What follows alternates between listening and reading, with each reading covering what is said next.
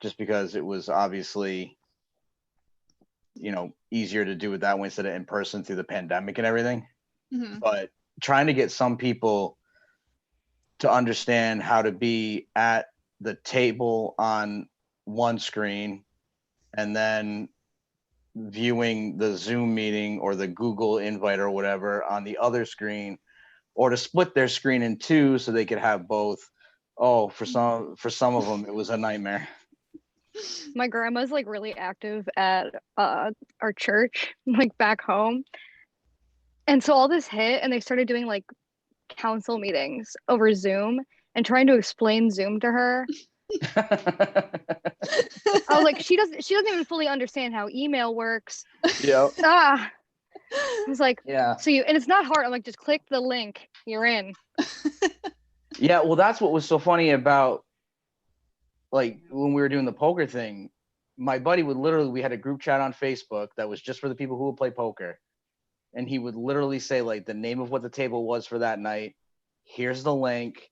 Here's the code. Like, all you had to do was just either put the link, click on the link in your phone or just type it into your browser and join. Nope. And then just go to the same website that we use every week for poker. That's all you had to do. But every week, inevitably, someone would be like, oh my God, I need help. Like, I can't see you guys, or I can't hear you guys, or I can't get to the table. Like, it's like, come on. We use the same thing every week, guys. We can do this. Yeah, there's only one link that you need for the chat, and it's literally provided. It's not like you don't even have to go to like Google and like find Google Chat or anything. It's literally just go to that link and you're done. That's it. Gotta love technology. Oh yeah, it can be great, but only when it works and people know how to use it. Yeah.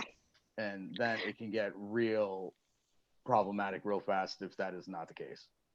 My favorite thing is like recommending the podcast to people now, and like, cause I've recommended it to a couple people, and I'm like, you need to get through the first few episodes. They sound not great, but I promise you, we figured it out. The audio, it really wasn't that bad. It wasn't like you couldn't understand what was going on. No, but, it just didn't sound fantastic. Yeah, but I do agree. It's a lot sharper once you get to what the third episode I think it is. Mm-hmm. It gets a lot sharper. Well, because the first couple episodes, we couldn't figure out how to record on Zoom because you have to have a certain type of account to be able to have that access. And I wasn't logged into my account that has that access. I have 2 different Zoom accounts.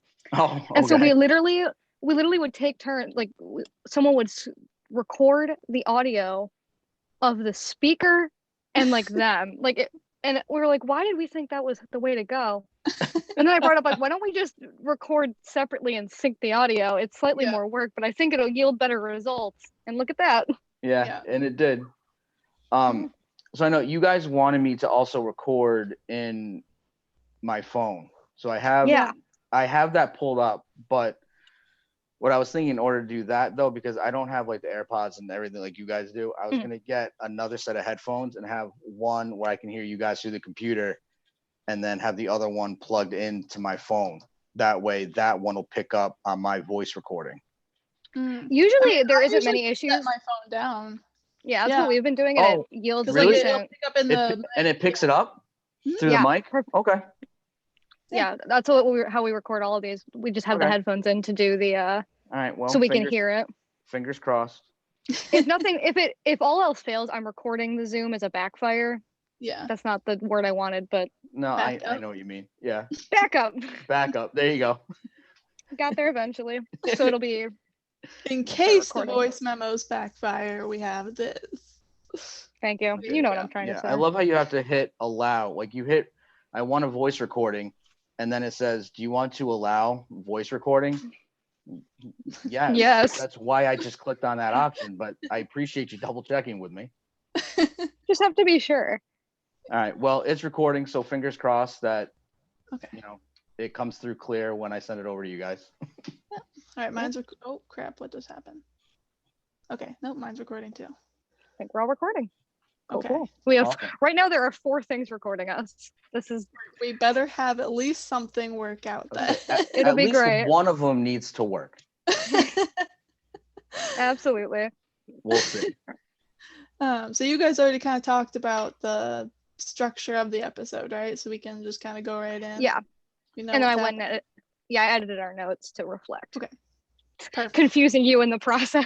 I know, because I had just finished writing what I was going to put in, and then I messaged you about it, and you were like, we're going to switch it around. And then I see just things start going around in the Google Doc, and I'm like, you're just doing that right now. Well, if it was anything like me trying to come up with my set list, I mean, it's at this point, like, even though I'm like, well, I kind of put some work into getting like my top 30 because that kind of helped me get to what I wanted my set list to be. Yeah, that helped me a lot. So like, it's a bummer not to be talking about it, but at the same time, like, it was driving me crazy trying to figure out both of those the way that I wanted them.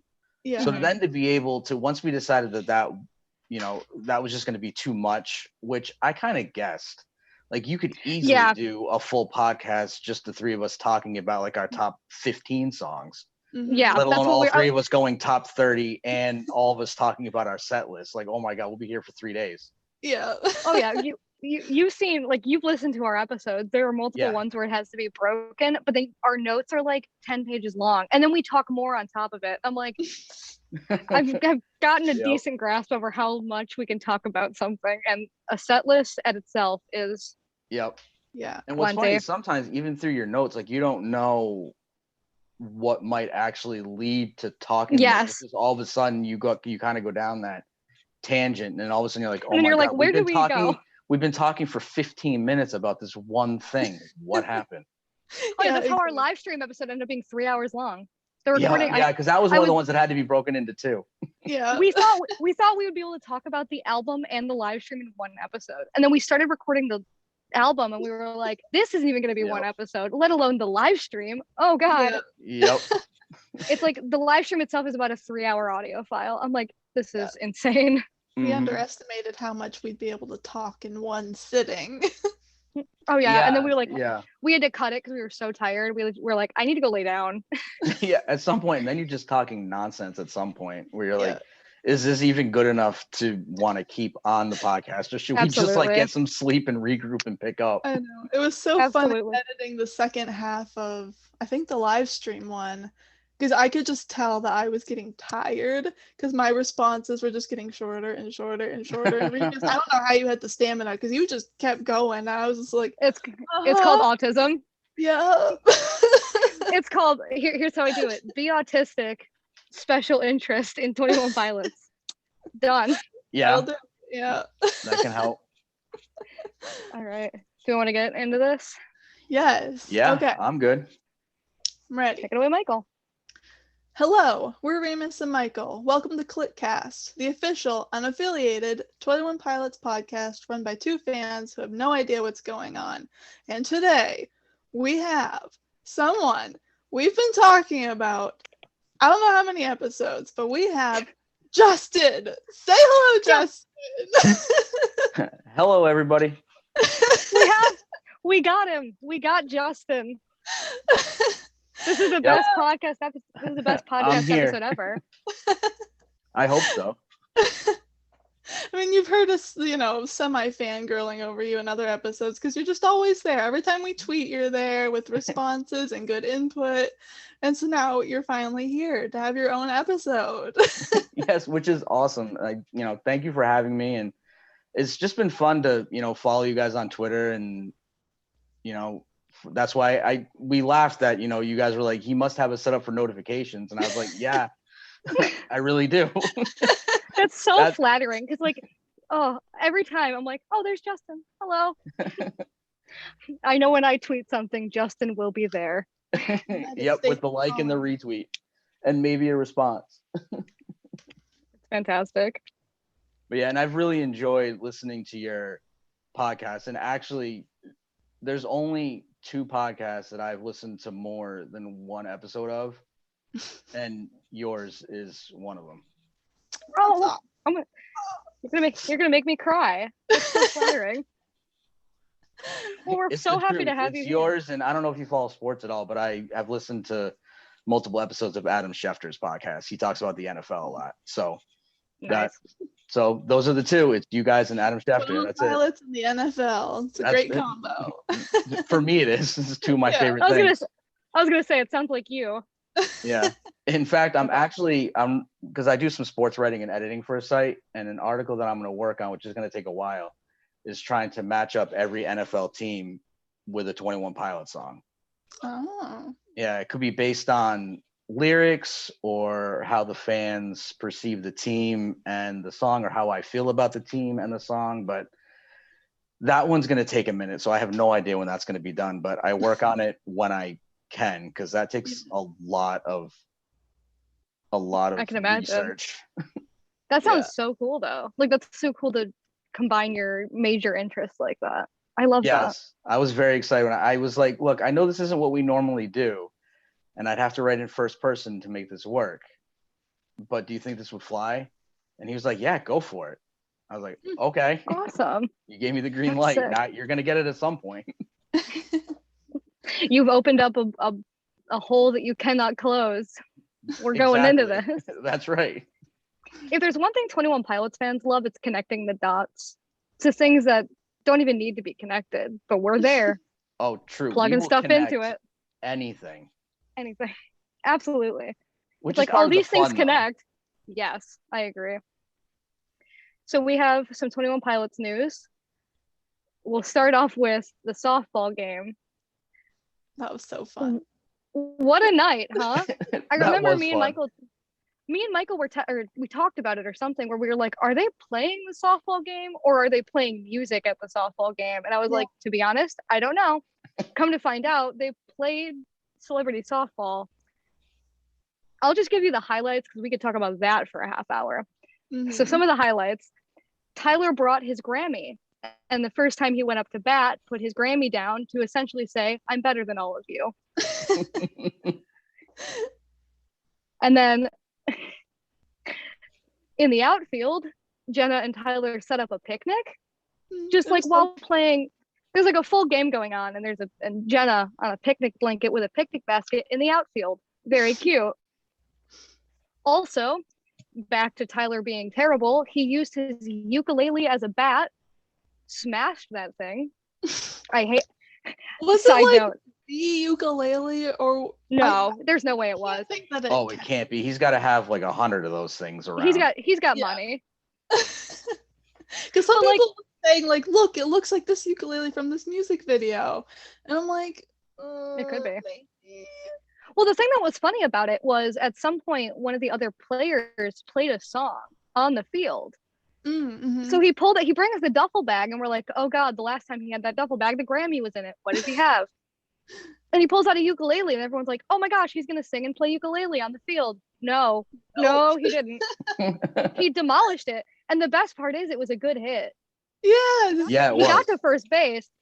I was watching, I'm like, that's not going to go anywhere. Demolishes it. Pieces fly everywhere. I'm pretty sure, I know at least one fan got a chunk of it. Mm-hmm. And then made it to first base. And then after that, they won the game. Tyler's team. Mm-hmm. Which is funny because up until about that moment, Josh's team was smoking them. Mm-hmm. And like they were fully winning. And then Tyler's team snuck in the win. And then, so, they win the game. It was really cool. A lot of cute pictures. And in the meantime, Tyler's car alarm was going off in the parking lot for a minute there. It was? And everyone but Tyler knew because someone posted a video on Twitter. And it's just his car alarm with no one around it, his car in the parking lot beeping. And everyone's tweeting at him like, hey, bestie, go check your car. And we're like, this is so funny that everyone in this parking lot, as well as most of the 21 Pilots fans on Twitter, know that his car alarm is going off, but he doesn't. Because then he didn't even leave in his car. No, he left on the motorcycle with Josh. He didn't leave. Yeah, that's the thing. Everyone's like, and then everyone was waiting by his car to like wave at him when he got back. No, him and Josh jumped on his motorcycle and rode off into the sunset. This sounds fake. I promise you it's real. There's video of it. These boys. Because we were like, what? And then everyone was thinking about it. Where did Jenna and Debbie go? Did they just leave them? Well, yeah, because Debbie wasn't on the back of Josh's motorcycle, so she must have drove separately. Oh, yeah. So when did Debbie get there? Because we know Jenna was in the car with Tyler. Uh-huh. They came in together. There's videos of it. But I was just like, this sounds fake. This sounds like someone wrote like fan fiction. I It know, was like, whole and then they night. got on a motorcycle and rode off into a sunset. Okay, sure. So yeah, that was softball. That was the softball game. Please, if you haven't, look up videos of it because it was so fun. I never thought I'd have fun watching softball. Turns out fantastic. Was it like for a charity? Like did each team I don't know. choose Yeah, I don't what? know. I think it was an all-around thing for charity. I don't remember what the charity was though. Yeah, I think the radio station that was putting it on had a particular charity that all the Wow. money went to, and I think, don't quote me on this, but I think it was like 30K or something Oh, that's awesome. that they I think raised so. right around that number. I don't remember. All I know is it's funny because it wasn't even a 21 Pilots event, but it quickly became one. Yes. Like there were other people there. I wasn't paying attention to them. Yeah, because I was think like, the guy who sang was like a singer. Like I think they were Walk the Moon. Yes. Yeah. I think it was Walk the Moon. Yeah, But, like, Walk the Moon was there, and it was nah. also it was Ryan Cabrera, is that his name? Yes. I think that was him. He's the one who performed, I believe.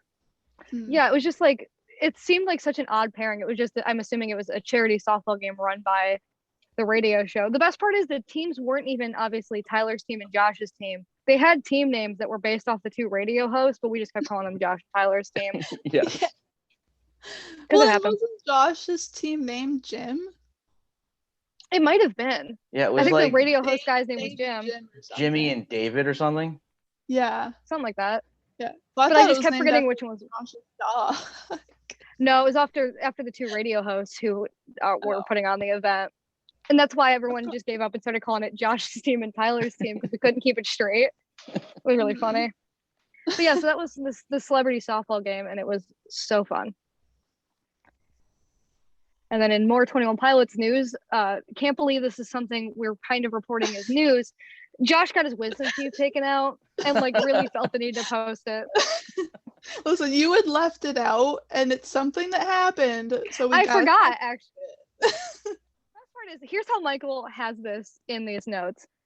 I have all these notes on the softball game, and then she just put in Josh, all caps, teeth. That's it. That's the note. And I'm more irritated that I knew what she was talking about. But yeah, Josh posted on his Instagram story a picture of dentist tools and was like, getting my wisdom teeth out. And we were all like, oh, cool. Hope he feels better. And then the next day posted, hey, y'all want to see a video of it? And me knowing full well I have a fear of the dentist and teeth, voted yes. And then he posted literal video of him getting his wisdom teeth out. And I watched the whole thing as if I wasn't terrified, and then had to like get off Twitter for the rest of the day because people kept reposting it without trigger warnings. And I was like, I can't do this. I need to. But like, and then also wasn't it? I don't know if this is verified, but apparently the dentist that did it said that Tyler's next. So there is a very real chance that Tyler's about to get his wisdom teeth out, and for some reason this was a fun summer activity for them. Why now and why both of them? Distraction. Post-COVID wait till after the Takeover Tour?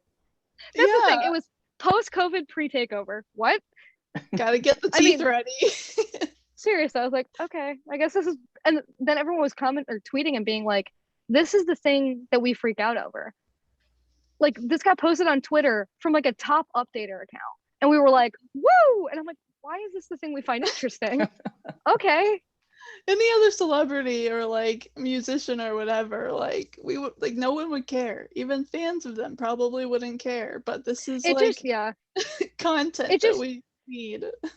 It shows how little they like really post on social media and stuff because they're kind of in their like they've given us so much. They're kind of in like a limbo hiatus type thing usually on social media around now because they're about to go on tour. So like they're probably like forget Twitter. So then it's gotten to the point where we're excited about Josh getting his wisdom teeth out. So that's what it's like being a 21 Pilots fan. If you haven't figured it out by now, these are the things we get excited for. Yep, they post no matter what it is, and we get excited. Yeah. Oh yeah, it could be a picture of like Tyler's shoes zoomed in, and we'd be like, "Great shoes, King. Keep going." Yep, and then we wonder if the shoes, like the color of the shoes, means anything about the color of the next era. Yeah, no. I can't wait till we start trying to assess what the color of the next era is, because remember how diehard we were that it was going to be orange, and then it wasn't orange for Scaled and Icy? I was really hoping it was going to be orange, because I think I put on Twitter a bunch of times that I'm a Clemson alum. So is my wife. And so orange would be awesome. And so I wanted it to be orange for Scaled and Icy. And then when they didn't have the pink vinyl, because apparently they can't get it pressed in pink anywhere, and they had the orange one, because at first I was like, orange? Like, I'm happy that I'm going to have an orange vinyl for Scaled and Icy. That's awesome. But that makes no sense whatsoever with the pink and blue. So there's been a little bit of orange. True. It's like, but not enough. Like color. Yeah. So when I saw that vinyl, I was like, maybe that means that the next era will be orange. But of course, it probably won't be. They'll probably go to like green or something. I want it to be purple. I want purple. Give me purple. That's another Clemson I think that'd color, be sick. So Imagine purple confetti. I'm good with purple. That's another Clemson color, so that'll work. But like, imagine purple confetti. That would be awesome. People like to edit 21 Pilots like trees pictures, like, and edit the confetti different colors. I see them all the time, and I saw a purple one like years ago, and it hasn't left my mind. It would be. I don't even like purple that much, but it'd be beautiful. That would be awesome. Also, I forgot about the vinyl, and you mentioned them. All of the vinyls have finally been announced. I didn't follow much of the news because I don't collect vinyls and I don't have a record player. So I kind of and it was also, all of this was happening while I was in an amusement park. So the one time I go on vacation, 900 things happened. I was like, you were silent for 4 days. And then the one time I'm busy, we have vinyl release, Josh getting his wisdom teeth out. And then I'll segue into the next piece of news. We finally hit 300 followers. Finally! We can stop talking about the giveaway. We pick harassing you and threatening you to follow us. We pick someone for the giveaway and we ship them. Like, it's done. We did it, and we're still actually we immediately lost followers, but we're back at 304 last time I looked. So we stayed roughly at 300. And we finally have a normal pin tweet and a normal display name. So you can't tell us nothing. That happened in line for a roller coaster. I was like, well, I would love to post hard something. When you guys changed it to normal header name and then tweeted out, if you know, you know. I laughed so hard at that. That was Michael. I was like, oh no, I know. I had to. That was so good. Well, because literally since I joined, it's been, which was back in May. So since May, our pin tweet has been the giveaway, and our name has been giveaway with a pin emoji. And we were like, can we please? I want to give someone this stuff so badly. Yeah. Can we please reach? And we were stuck at like 290 something for like 2 days. It was $2.99 for like a full day. I was like, please, just one person, just one. I don't care if you immediately unfollow. I'm like, can we get some bots in here or something? But yeah, so just somebody do it so we can screenshot it and show that we're at 300. Yeah.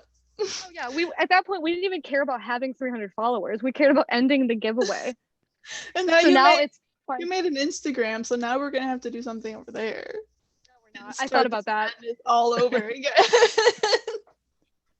not looking that hard to break into the Instagram audience at this time. I'll post there. It seemed like a good formality. We have at least one guest who is purely an Instagram podcast. So I was like, that wouldn't hurt.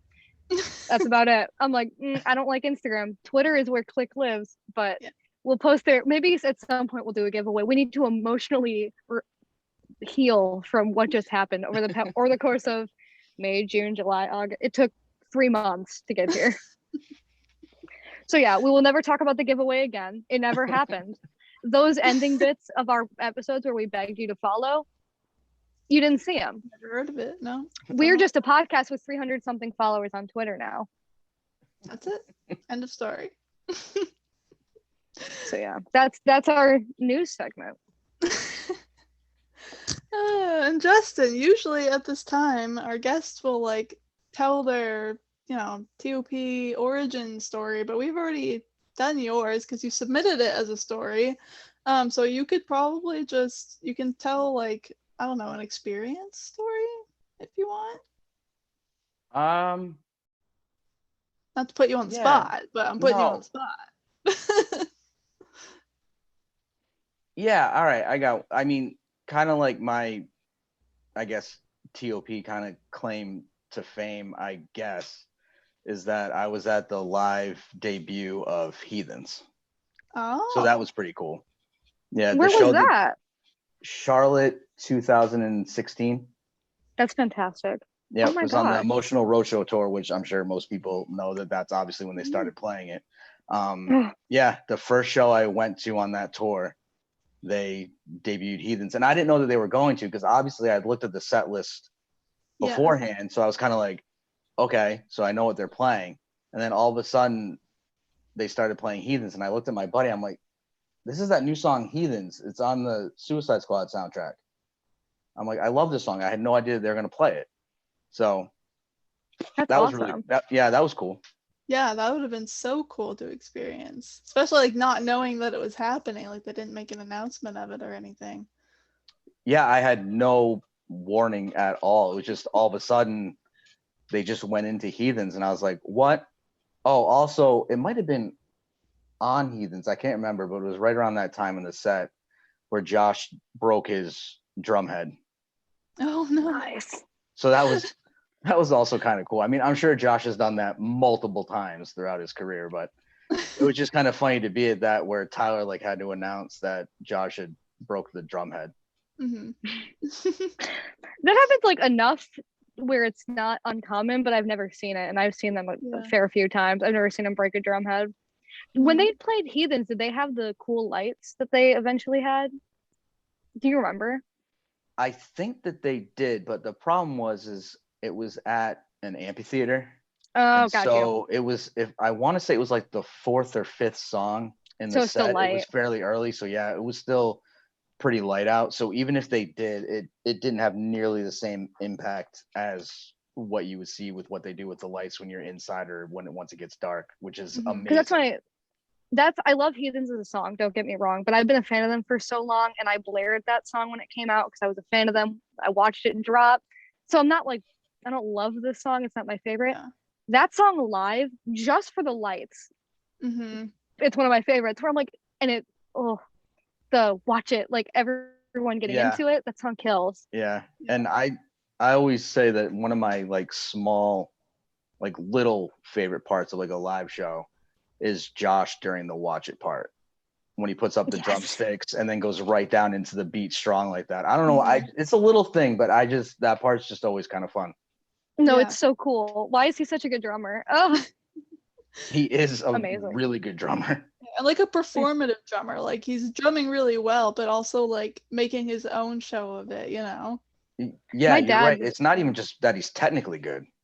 Yeah. Which he is, obviously, but is the fact that he, him and Tyler both just go all out to put on a show, because they know, at least up until, the live stream, and then for some of the Takeover Tour, it's been just the two of them. And so they feel like they have to go all out, and you can see that they both do. Absolutely. I remember when I took my dad to see them, we went and saw them on the Blurry Face tour. It was my second time seeing them live, and he didn't hate them. He just like wasn't into them like I was, especially like I'd only been doing for like a year or two, so we didn't get as connected to him. He loves drummers though. My dad loves drums. He never learned to play, but he loves it. So we're there, and I'm like, "You're gonna love this," and he goes, "Yeah, sure, whatever." We're walking out, and he's like, "That guy can drum. Oh my God." And I was like, "I told you it would be cool. I would never lie to you. I knew you'd love Josh." So every time 21 Pilots stuff comes up, he goes, "How's my drummer?" And I'm like, "That's awesome. Thanks, Dad." He kills. All right. So we have prepared our dream Takeover Tour set lists. An arduous task. Oh my gosh. I've had like an ongoing note in my phone of like songs that I wanted in it, as well as like the top 10, top 30 list that we were making. So then when I was like actually putting it together in the doc, I was like, every time I thought I was done, I'd remember like at the beginning, I forgot to put Holding On to You in there, literally just for the fact of like Holding On to You has to be on the set list. Yeah. Like, even if I didn't like the song, it has to be there. I would need it. And so like every time I'd be like, I forgot blank. I forgot trees. I forgot stressed out. I'm like, okay. Yep. I had to make a change, and we'll go through it when we talk about my set list, but I literally thought that I had it all done because I did kind of the same thing that Michael did, only mine was just in a Word doc. But I kind of started out with like all their tracks and like just like a few words about like kind of what that song's about or whatever to try to help me just navigate through like, okay, well, I think these could be like in my top 30, which of course was like 50 something songs that could potentially be in my top 30. Every song of theirs was a candidate. So I was like, okay, well, great. Good luck. Now I got to, weed this down even further. And then literally on the drive home today, I was like, oh no, I didn't put that song in there anywhere.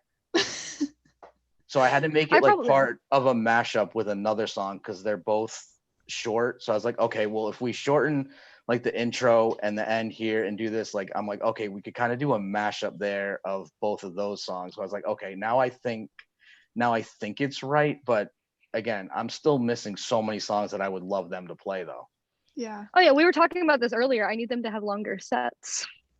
Yeah. They just need to play their whole discography. So I'm like, how do they do this? I guess they don't have as much emotional connection to this stuff as we do. Like they have feelings about their music, but like they're kind of having to put together something that would please the fans a little bit. Mm-hmm. So as a fan, I'm like, I want you to play all of your songs ever. Yeah, me too. Sorry about it.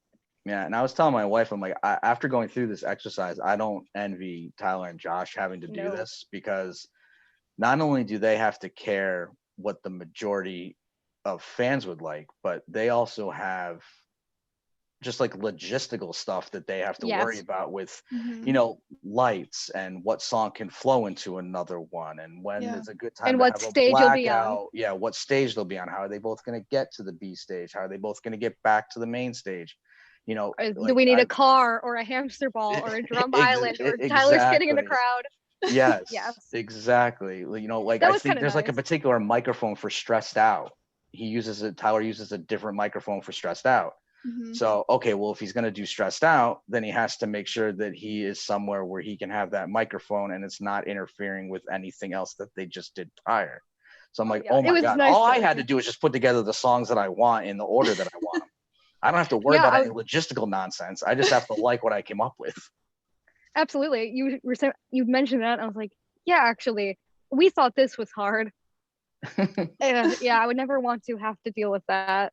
Because then we've seen in like tour videos that they've done where they're, doing rehearsals and it's like, oh, this is so much work where, they're arguing about how many seconds he needs to get onto this platform. And I'm like, that's so much work. So we did the easy way out and we just have essentially a list of songs. Justin, do you want to go first and tell us your dream set list? Sure, that's fine with me.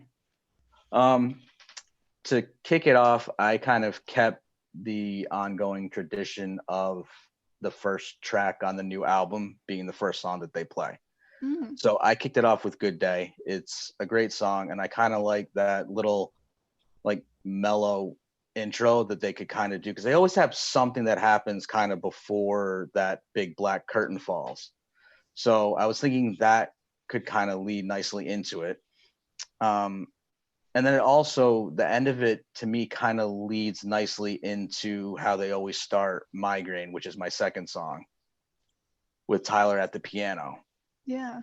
So I thought that might be a nice transition from Good Day into Migraine to kick things off. And Migraine is absolutely one of my favorite songs of all time. So that had to be on the set list. Then I went to a Jumpsuit, Heavy Dirty Soul. Oh, I love your cat. We have a cat too.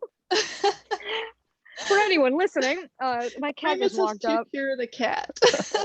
He won't leave me alone. He wants to listen even though he can't hear. He's so cute. We have an orange and white female cat. I love it. This is my dad's cat. I'm at my dad's house right now, and he's Yeah, I got fur all over me. Oh yeah, see, I couldn't have done that because then I would have had to have gotten up and washed my hands because I'm actually allergic to cats. Oh no. And we found that out after we had adopted our cat. So when I found that out, I just asked the allergist. I was like, okay, well, what do we do? Because getting rid of our cat is not an option. So what do we have? Do I get a shot? Do I take medicine? What do we do? So now give me all the drugs. Yeah, I take daily medicine in the morning and at night. And I just, if I touch her, I don't touch my face or anything until I go wash my hands. So I'm constantly aware of that. But I wouldn't give her up for anything. So yeah, I love cats. He's roaming around everywhere now. So if you see a black tail in your periphery, that would be Styles. Oh, he's rubbing everywhere. Dude, go away. I'm trying to record a podcast. Does. Yeah, our cat will just jump up on the table and just rub against the monitors, everything. She doesn't care. I've been at my dad's house for about 2 weeks now, and he's wanted nothing to do with me, and now he wants something to do with me. Oh, that's how it always is. It's because you seem like they can tell that you're focused on something else. So now they want attention. If they know that they can get attention, it's not as big of a deal. Absolutely. Okay, goodbye. Anyway. All right, back to 21 Pilots. So after a good day and then migraine, I go a Jumpsuit Heavy Dirty Soul mashup, similar to what they did in the live stream. But for me, I don't believe, and I can't believe that I don't know this for sure because I've watched it so many times, but I don't believe that they did the last part where he yells the jumpsuit, cover me, because it was like the mellower part, and then it had a cool transition to Heavy Dirty Soul. But that's one of my favorite parts of Jumpsuit. So I have a note here that I gotta have that. I need that, and then I need, of course, he needs to do the scream at the end of Heavy Dirty Soul that he does like 90% of the time when they play it live. That's like God intended. Yes, that's exactly just like how you have Jumpsuit in the. Well, I'll leave that for you. I saw your tweet on that. So then after that, I go into one of my personal favorite songs that they have never played, which is Not Today. I just didn't realize I didn't play it. Yeah, as far as I know, I didn't see it ever on the Blurry Face tour, Emotional Roadshow. I don't remember. Wow. Yeah, I don't recall. I could have missed it where they played it 1 or 2 times or something, but I don't recall ever seeing it on a set list. And they never really promoted it either. It's not like a heavy, big time fan favorite or anything, but it's always been one of my personal favorites. So if I get to make a set list, I'm throwing it on there. And as you should. I just think that the ending would be really cool with the audience participation. Yes. If they were helping to sing that end part. Oh, that would kill. And then I go into Shy Away. There is a decent amount of Scaled and Icy on this, only because it's not necessarily that they're all my favorite songs. It's just that I really like them. And obviously I've never heard them live. Yeah. So for this tour, the songs that I like on Scaled and Icy have to make the set list. And my only note for this one for Shy Away is it with the scream. Yes. Gotta have it. Shy Away. Yes. If he didn't do it, I would be like, why am I even here? Refund, Mr. Pilot, can I have my money back? Yeah, do I get refunds at the door or at point of purchase? Like, what happens here? And then after that is Level of Concern, which again is for 2 reasons. One, never heard it live in person, obviously, just on talk shows and at the live stream and stuff. And it also, even though it's not a great connotation, Julie is my wife's name. So for them to sing my wife's name live while we're in the building would be really cool. Yeah, so I had to have that one. I think if I heard Level of Concern play, much like it did at the live stream, it would give me PTSD for a moment. I would about have a stroke. Flashbacks. Codes. Yeah, what code am I supposed to put in? I know it starts with LOC. What happens after that? That was so funny when the pre-show was happening and people were all tweeting, code 13 is this. And I'm like, I hate all of you. Why are you all in on this inside joke? I don't want to look at this. Feeling stressed? No, Nigel. Yeah, no, because we're done with it. Not anymore. We were. Well, knowing them, you know that recap video they did where they zoomed in for way too long on that comment saying, "Let's do it again, but harder." Yeah. I don't trust anything anymore. No.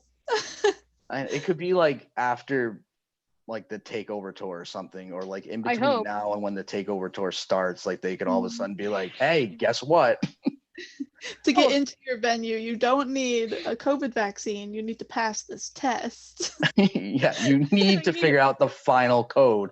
Otherwise, your ticket is no good. You need to pass the test that'll give you coordinates to a vaccine site. Yeah. And that's how you get into your concert venue. Yes, I like it. I like it. Tyler, my Venmo is this. You can route me the money for that idea. Thank you. I like it. All right, so I left off at level of concern, and then I go Heathens, and I don't really have a note about that. I just want them to play it like they normally do. I love how they start with on the piano and the crowd sings that couple of lines, whatever, and then there's the smallish break, and then Tyler gets his thing and he goes to the mic, and then the song goes from there. But it's got to be on the set list. I know some people are sick of it, but I really like it, and it's really good live, so it had to be on my set list. Yeah. And then again, no notes for Chlorine, other than I love that song. It's been literally my favorite song on Trench since the day I got it. I remember starting to listen to it on the way to work, and Chlorine started, and it had that little weird beginning, and then that little voice, which is probably like Blurry Face or whatever. And I was like, what in the hell is this? And then it started with the chorus right off the bat, and I was like, oh my god, this is great. And it was like one of my favorite songs of all time by the time I even got to work. Taste. It's such a good song. It's stuck in my head now. Yeah, it's so easy to get stuck in your head. And then we have a mashup. I think this is the first mashup Jumpsuit Heavy Dirty Soul is the first one, so the second mashup. Screen and The Judge, like they did on the Emotional Roadshow tour. Yeah. I wish that they could do both songs completely because I love both, but at some point, like to try to fit some of this in, you got to shorten some songs and make some into mashups. And for me, that's still one of my favorite parts of that leg of the Emotional Roadshow tour was the Screen Judge mashup. So I'm going with that. And then after that, I go my last song at the main stage for the arena shows. I go Kitchen Sink, which it's either that or Car Radio are my favorite song of all time. I flip back and forth between Kitchen Sink and Car Radio depending on, what day or time it is. So that has to be on it. And since this is my set list, so I get to decide what's going on. Since Jay is on tour with him, Jay is doing Zach's rap in the second verse. Yes, I saw people saying that. Yeah, I tweeted that out. I don't know if you guys saw it, but I tweeted that out as soon as the news came out that it was going to be Half Alive and Jay on tour with them, and at least Jay going to I know Jay and who's the I forget who the other opener is because they're not going to the Atlanta shows. I think it's the one going to one of the Chicago shows who I do not remember. Yeah, I'm going to a Chicago show. Yeah, I honestly can't remember. I cannot remember the name. I just remember thinking like, oh, please tell me Jay is going to Atlanta. So that's what I looked at. I'm like, okay, Jay's going to the Atlanta shows because Half Alive is doing all of them. And my first thought was, well, one, that's cool. And two, oh my God, if they don't do Kitchen Sink and have Jay do Zach's part, like I quit. Time games, moment in that moment. I'm living in a moment in a moment. Yeah. Yeah. That has to happen. It's the law. So then I don't really have anything down about how they'll get to the B stage because I'm not as creative as them. I love the Skybers that they did, and then I love how Tyler kind of went down like the yellow carpet in between the fans to do that. Either of those would be fine with me, or maybe they each take a hamster ball over there. I don't know. But either way, that however they want to set up getting over to the B stage, my first song there is Taxi Cab because it kind of slows things down. And again, one of my personal favorites. I was so psyched. I got to see them play it at the first, I think it was the first leg of the Bandito tour that I went to. It's hard to keep them all straight because I saw them 4 times on the Bandito tour. I saw them 3. Nice. It's so hard where I'm like, I don't know what show that was at. Yeah, well, what's funny is I started making, like, trying to get them from YouTube and stuff to try to get just the audio, because I try to recreate the shows that I've been to so that I have them on like my iPod or whatever. I've gotten through 2 of them, but it's so hard to find ones that are A, clear, B, the full song, and C, the person recording is not also singing. It's like, I can appreciate that you want to sing along, so do I, but that's why I don't record.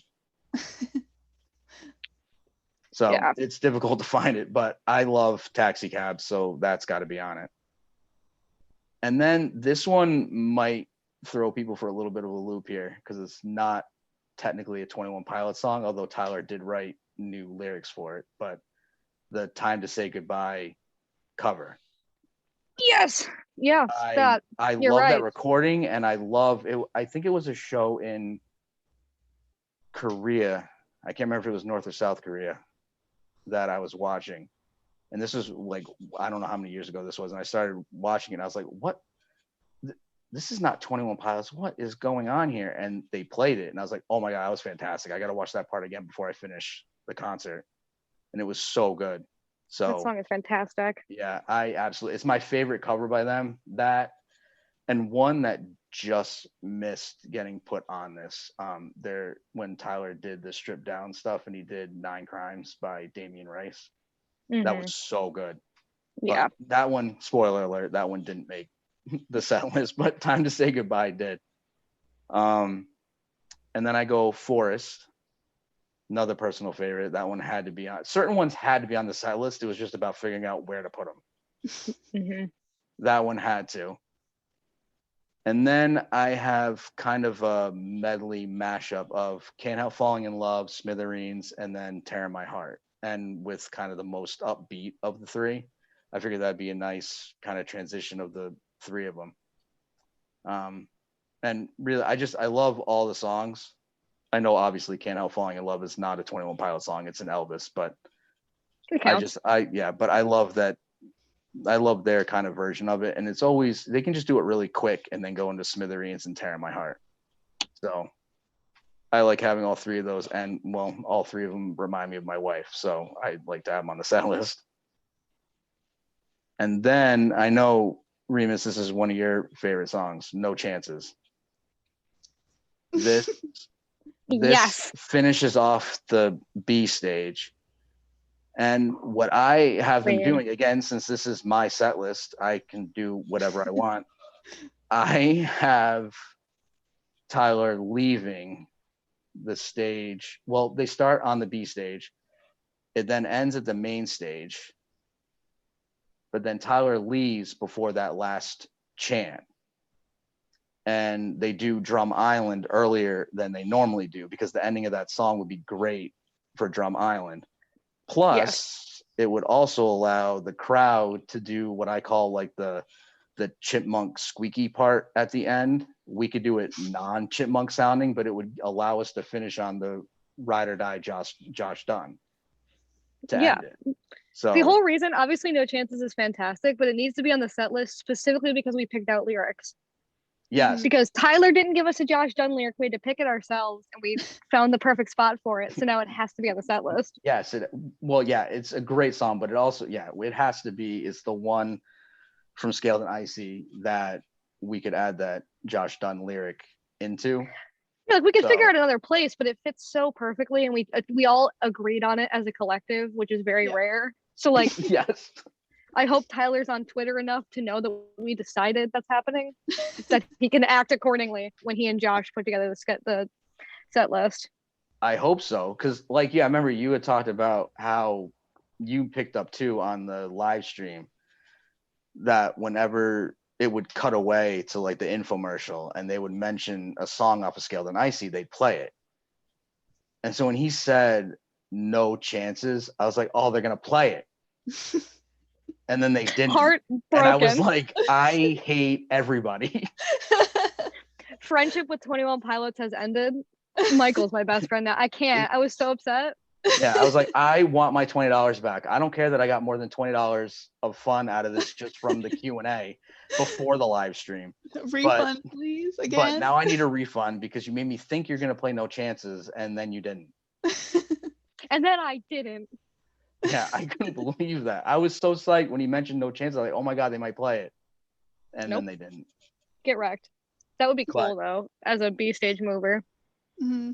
Yeah, I like trying to find, I was like, I had to find something that they could do to move back from B stage to the main stage. So I was like, all right, we'll go with No Chances. And then obviously with Tyler leaving, I have him coming then back and doing Holding On to You. The same way that they always do. Don't change anything. I want him standing in the crowd and then going back onto the stage, and Josh doing his backflip, Tyler jumping over the piano at the end. Busting himself, the whole deal. And hopefully he doesn't fall like he's done sometimes, but that's my favorite on the shows, when he falls and it becomes a minor Twitter meme because we're all just trying to figure out what's happening. They're like, he fell, and we go, woo! I forget so what festival it was at, but it was when it was raining, and it's one that it got cut short. Like they taught themselves into being able to play car radio, and then the sound got cut during that because of the storm. And he was just like, he fell. He's like, I don't know why I went for that. And he's like, sometimes I just like to, my dad and I like to just go YouTube 21 Pilots falling. Yeah. He's done it so many times. And then there's videos of him dancing at stuff. And I'm like, I want whatever he's having. Because he just goes for it and does not care who's watching. Yeah, he does not care. Everybody should be a little bit more like that. I can't dance worth neither anything. Can Tyler. He does it. Oh, well, he's miles ahead of me. That's how bad I am. Oh, I love him. I love his stupid dancing. All right, and then after that, I have Redecorate, just a great song from Scaled and Icy. So haven't heard it live before, other than, I mean, they did the third verse at the end of Lane Boy on the live stream, but that's all we've gotten live. So I gotta have that. Then Ode to Sleep, just because I haven't heard that live in a bit, because it was since the whatever leg that was. I forget. I think it was the second leg on the Emotional Roadshow tour on the B stage was the last time that I've heard that live. So I'm so sad I didn't go to Emotional Roadshow. I've heard so many good things. They played Ode to Sleep. Oh, yeah. I think they played it the first leg too, but I know they played it the second leg because my wife went with me to that show and they played it on the B stage, which we were closer to for that show than the main stage, and that's one of her favorite songs. So I know they played it there. Your wife has taste. Oh yeah, she loves Ode to Sleep, which I can't blame her. It's a great song. Oh, so that's why that's so good. Plus, it's really good live. Not only is it great just recorded as a song, but it's fantastic live. Oh yeah, and then once they drop that video for it, it means even more to me. Where I'm like, that song makes me emotional when it comes on because I can imagine them being so little and just playing in a basement for like 3.5 people, and then emotions. Now they're playing for like 20,000 in arenas. Multiple sold out arenas. Yeah. Yeah, I mean they can sell out arenas for multiple nights. In minutes. No. Oh yeah. I mean, you have to be on it if you want to try to get tickets to their shows. It's insane. I had multiple screens going to try to get tickets to the Tabernacle and to the State Farm in Atlanta for the Takeover Tour. At first I was like, oh, I only got codes to one. And then all of a sudden, like a half hour later, I got another code. Because I thought they were just going in order by city. So I was like, well, if I was going to get a code to multiple, then I would have got them around the same time, but that didn't happen. But then all of a sudden, like a half hour later, I got a code to the Tabernacle too. And I was like, oh my God, I might be able to go to see them at the Tabernacle now, which is one of my favorite venues in Atlanta. And I've never seen them there. So I'm really excited about that, which means everybody needs to keep, wearing a mask and be vaccinated and stuff because we have to shut this stuff down again. Yeah, because like if this gets into this has already ruined My Chemical Romance show plans about 9 times. That's not happening for over a year now. I need to see someone, and it has to be 21 Pilots because it's the only band I like that's on tour with plans of one right now. If we shut down, I'm gonna lose my marbles. Yep. Plus, I don't know if you guys know NF at all. He's a rapper out of Michigan. And I had 2 shows that I was supposed to go see him last year. And those obviously got canceled for obvious reasons. He had pushed them back and then they got canceled. But now he's going on a different little mini tour, kind of similar to what 21 Pilots is doing. Just not multiple shows within the same city necessarily, but it's kind of just like a smaller tour. And those are both the second week in October. So I would have those shows get canceled too, I would imagine. So fingers crossed that, nothing gets worse and things continue to get hopefully better. Yeah. That's what I'm hoping for. All right, and then after Ode to Sleep, I go with a Choker Stressed Out mashup, almost very similar to what they did in the live stream. I'd love Tyler to start it a cappella again, and it also shortens it because you don't have the music intro or the music on the back end, which is good because I was already trying to fit so many songs into this set list anyway. So yeah, I almost identical to what they did in the live stream because I thought that transition was one of my favorite parts of that whole thing. So I love that. And of course, Tyler would have to jump over the piano from front to back, coming at the audience at the end of Stressed Out, like he always does. That's a deal breaker. That has to happen. Dance monkey dance. That's right. Hey, it's my set list, so exactly. I get to make up the rules. It doesn't mean he's gonna have to follow it. The thing is, too, you're not even inventing new things. You're just stating, and then he does what he always does. Yeah, for some of these songs, yes, just do what you do because you have perfected how the audience likes to hear that song. So you do this every time. You have to scream during Shy Away and jump over the piano. Yes, exactly. As God intended. Exactly. That's right. I did not intend for that to become like a catchphrase. It is so funny. It's happened now. There's nothing you can do about it. It's done. All right, and then I go to My Blood, just one of my favorite songs of theirs, one of my favorites off of Trench, and it wouldn't bother me. I know they've done it before, but just kind of how my set list ended up, it makes sense that they could do the left versus the right side here again. I think they're going to do it during the breakdown of Never Take It. That's when I think it's going to actually happen. Oh yeah. But that's not on my set list, so it's not going to happen there on mine. We'll find out. But I think that's what they'll do. So I did My Blood there, and then I did a Fall Away Formidable mashup, but I specifically said, because again I have to make these things work like time wise, kind of cut down the intro to Fall Away from like 30 seconds to like 10 because you don't need the whole thing, even though I do like it, but you don't need it. And then transition to Formidable, I think I wrote it down, the 151 mark, which basically right after he does the second verse and then he kind of screams that and Fall Apart. Right after that transition into Formidable. So you lose the last, I don't know, minute 15-ish or something like that. From in your version, do we have is it Paul Meany? No, Dr. Bloom, who plays absolutely trumpet. Good. If he's on tour, if he's on tour with them. No, we bring him out just for Fall Away. Then yes. Well, and he does Ride. He comes out during Ride. Although, but that sorry to the Ride lovers, that's not on my set list. I don't think it's on mine either. I think I might have thrown it in. But that version of Fall Away is the only version of Fall Away in my head now. I listen to that song and I hear him shredding on trumpet, and I'm like, yeah, that's how the song goes. Yes, he absolutely, he has Killer. He has to come out and play trumpet for Fall Away. It just wouldn't be the same live without him doing it if he's on tour with them. So when I heard that he was going on tour with them, my first thought was, well, they better play it. Gonna do Fall Away, right? obviously. But knowing them, they won't, because they didn't play No Chances on the live stream, thus I don't trust them again. Well, okay. I mean, fair enough. I don't trust these men. Predict what 21 Pilots are going to do at your own peril, I guess. Yeah. I'm not putting too much stock in my feelings, or else I'm going to get hurted. Yep.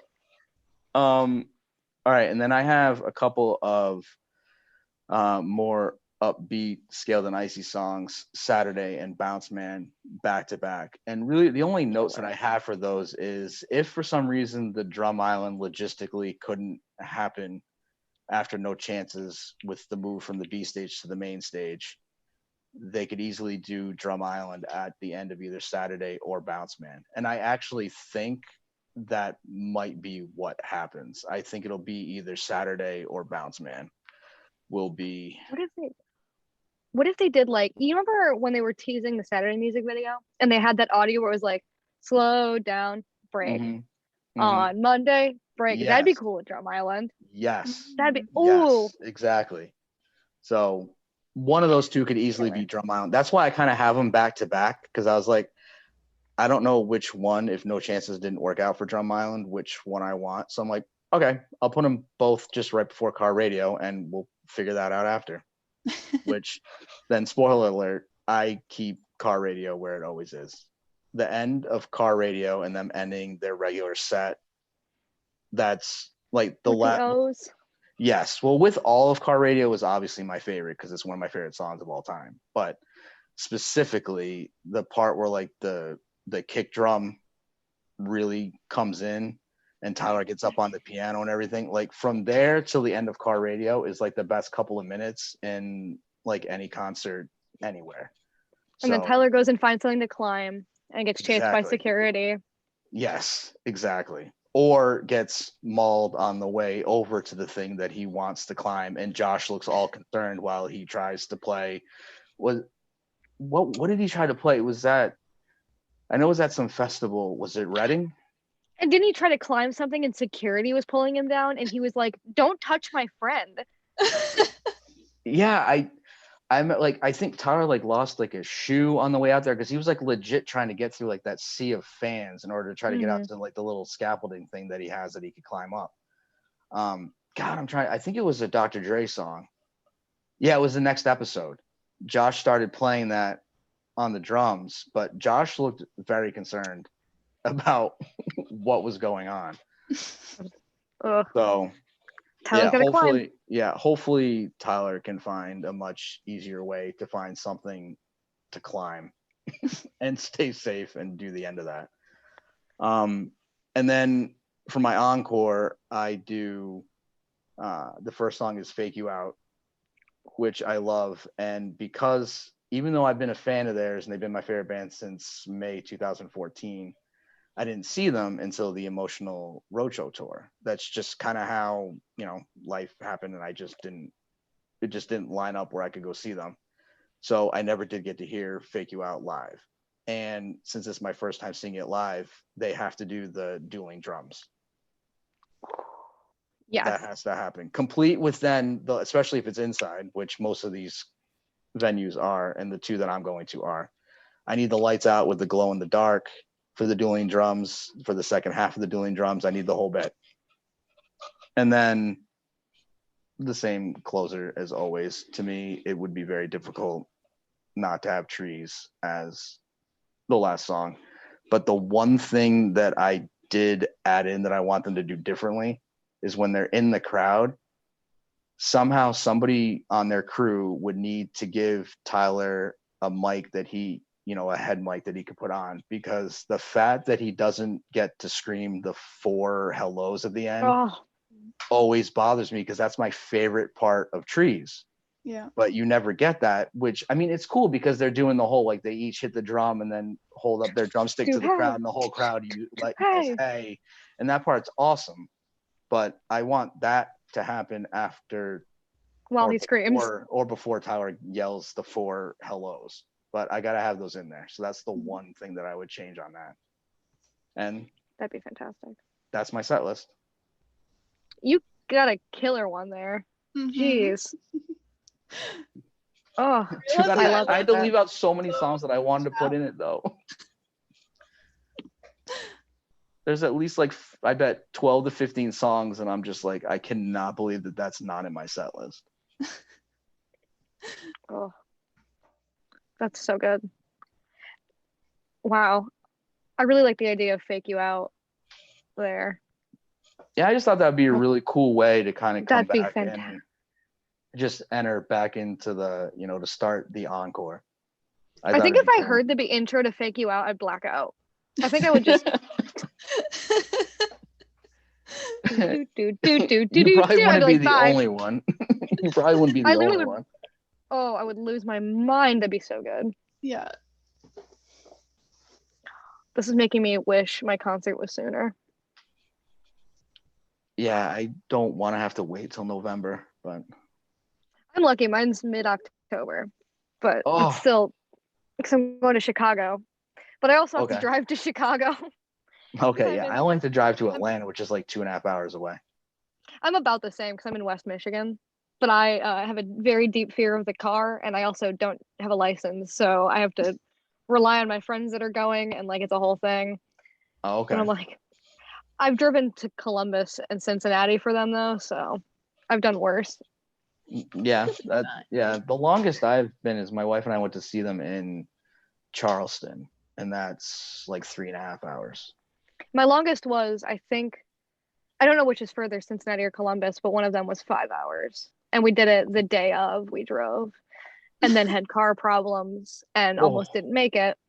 And that's when I decided that every time I have to travel to see them, it'll be a 3-day adventure, because it'll be driving there, hotel night, day of the concert, hotel night, leaving, because I can't do it again. I thought I was going to miss the concert because that was a Columbus show. It was 5 hours. It was a hometown show, Bandito tour. It was when the Ned pop-up shop was happening, and I was like, if I miss this, I will lose my brain, my mind, English. So yeah, it's every time I have to travel for them, it turns into a 3-day thing now because I am too nervous about missing things. Yeah, I'll do the up and back in one night and one day for the Atlanta ones, but because we like Charleston anyway, we kind of just, and it was on a Sunday, so we kind of, and then we would have had to work the next day, so we went down on Saturday, left early, and did stuff around Charleston, then did stuff around Charleston all day on Sunday, and went out to dinner, and then went to the show, and then came back on Monday. So that was a really fun. That was a really fun trip. I'm waiting for them to go back so we have an excuse to be like, because we love Charleston. We're like, well, now we can go to Charleston and see a 21 Pilots show. Me and Michael are waiting for a show where it would make sense for us to meet at. Yes, because we were hoping that Chicago didn't happen in September, because I'm going to be in the Midwest twice already in September.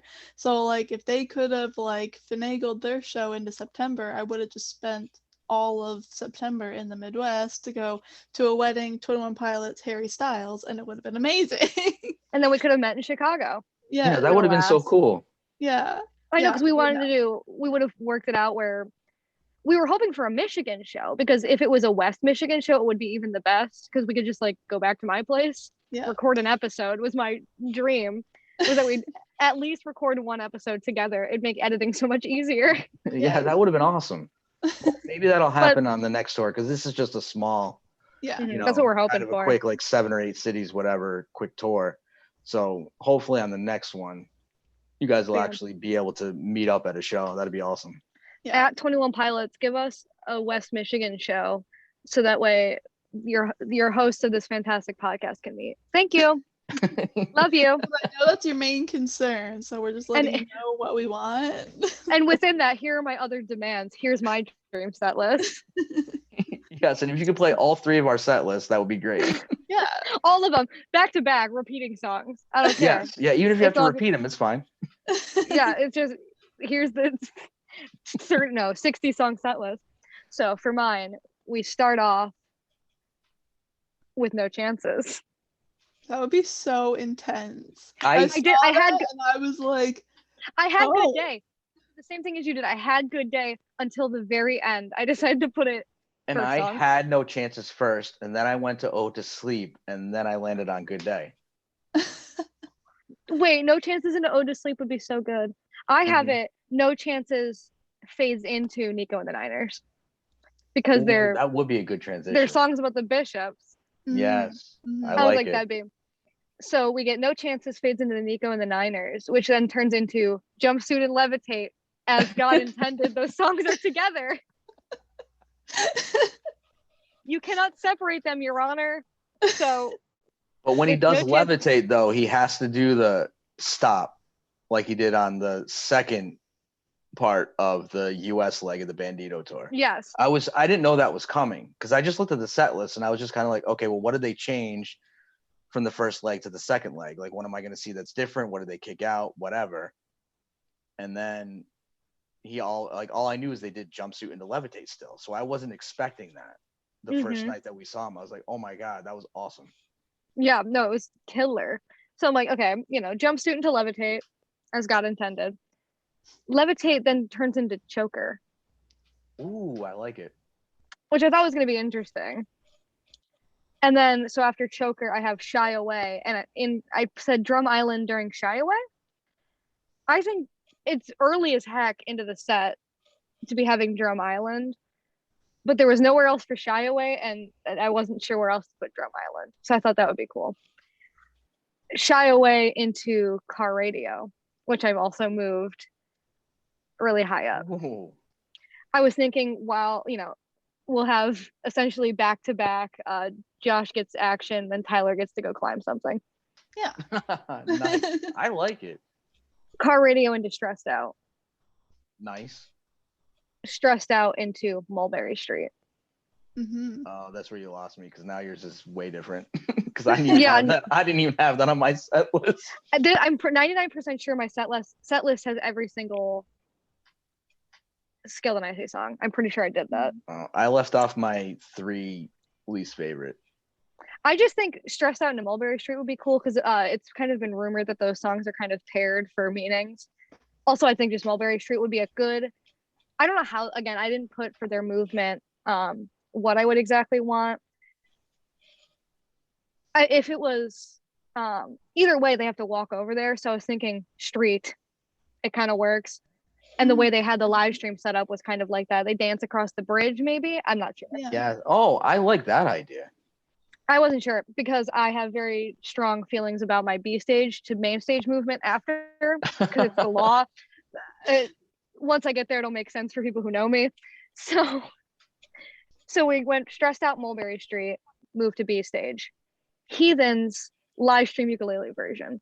Because while I love the lights of Heathens live, that ukulele version has not left my brain since the live stream. And oh my God, that's such a good call. Then that into Formidable. Because they're both so nice. Yeah. Because I can't do Sad Trees again. I think I would die. I think I need Trees where it belongs if we're gonna do sad Heathens. So we got Ukulele Heathens, Formidable, and then I couldn't decide either Glowing Eyes or Forest. Because those are, it needs to be a regional at best song is all I really came to at the end of there. I'm like, I'll let them choose, but it has to be a regional at best song. I like it. I think that would depend on, I'd have to do a real listen through of this as a set list again, because then it would go to Bounce Man on B stage. Twinsies. Nice. So then this is where it gets kind of wild because I was like, okay, I'll start ramping up the hype because the last song on B stage is Pet Cheetah. Nice. But it works because it's like upbeat. So then exactly, I was trying to like tamper it up. Pet Cheetah, yeah. Because I need Pet Cheetah and I want them to do the Nico and the Niners walk through the crowd on the carpet through Pet Cheetah because I think I would have an aneurysm. We could also do Drum Island on Pet Cheetah, but I'm not sure how that would work. But Pet Cheetah needs to be on the set list because I said so, and it's my Twitter handle. So yes, I love Pet Cheetah. It really hurt, like almost physically, not to have that on my set list. But I went with No Chances because No Chances to me is almost like the Pet Cheetah of Scaled and Icy. It has that same kind of vibe. So I went with No Chances only because I haven't heard it live, and I've heard Pet Cheetah 4 times on Bandito. Exactly. But but I do love Pet Cheetah though. That's absolutely one of my favorite songs by them. I think it'd be a good move to Maine. Which then goes into, we're on main stage. We have Saturday, Nice. which I think would be cool if they did, again, something with the slow down thing that they did. I get it, slow down. I need a life. Like they did in the video. Like something funky with the beginning of Saturday, because I think it'd be awesome. Yeah. I also think Saturday is killer, and I think they're going to have good visuals for it, considering the amazing video we got. Yes. I need a behind the video thing is going to be coming out at some point, and I will have a stroke because I think it's going to be so cute. Yeah. And I think they're going to be goofing off the whole time, and I'm not prepared for that. Based off the pictures, yes, a lot of. Isn't the picture where Tyler is baptizing Josh? Yes. And then people keep putting it next to the one where Rosie fell into the water. Yeah. At the beach. She fell in the ocean. Yeah. The first time I watched that video, the gasp I let out because I was like, Rosie drowned. And I'm like, no, she didn't. She's fine. But I was like, Tyler. I can't believe when that post with all those beach pictures where she's so high in the air and he's just standing there, not arms like ready to catch his child. His arms are just at his side. I'm like, the thing that gets me about that picture is it doesn't look like either of them threw her. She's just there. No, all of a sudden she just started, like, excuse the pun, but just levitating up there. And that's just how she got up there. And both Tyler and Jen are like, well, did you throw her up there? Because I didn't. Yeah. Was it Jenna who posted the picture that someone edited of Tyler floating? Yes. And they edited his arms out and her arms down. I was like, yeah. Yes. So yeah, we got Saturday, which then I have moving into the outside. Then moving into fairly local. Mm-hmm. Ooh, nice. Because that's one of my favorite songs off Blurry Face, and I want to hear it live again. I haven't heard it in a while. Fairly local into Ode to Sleep. Nice. Oh, this, like, I'm even looking at this and getting excited because I just need to hear Ode to Sleep live. I want also Ode to Sleep. Here's my thing. They need to go back to the old. Neither of you saw this because you didn't see a Vessel show. The way they used to do Ode to Sleep was with Nigel, and it was a time stand still, time stand still. There's a metaphor at hand, a metaphor, the whole thing. The whole lead up needs to come back because it needs to be there because I will start crying and I miss Nigel because new Clickies think that Nigel is bad and I don't like that. Nigel's a good guy.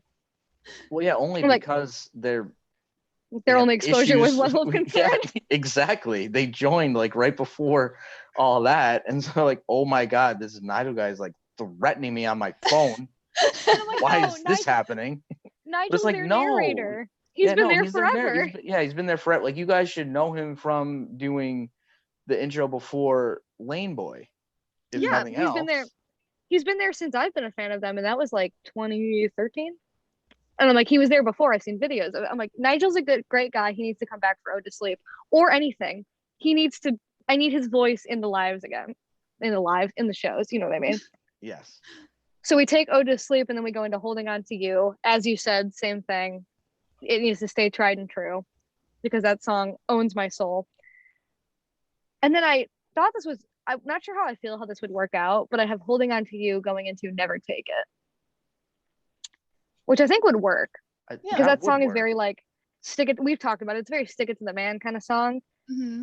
Move that into Ride because it's kind of got the same vibe to it, which I'm not sure how I feel about this. I think there needs to be some moving or some adding in this section because I know for the last two songs I want it to be Good Day and then Truce, but I think Ride into Good Day is kind of a weird jump. I'm not sure how to get there, but I think Good Day, like Tyler would have to do some kind of like piano transition after Ride. Like they could make it work, but you'd have to add a little something. I think that's where a speech could go even.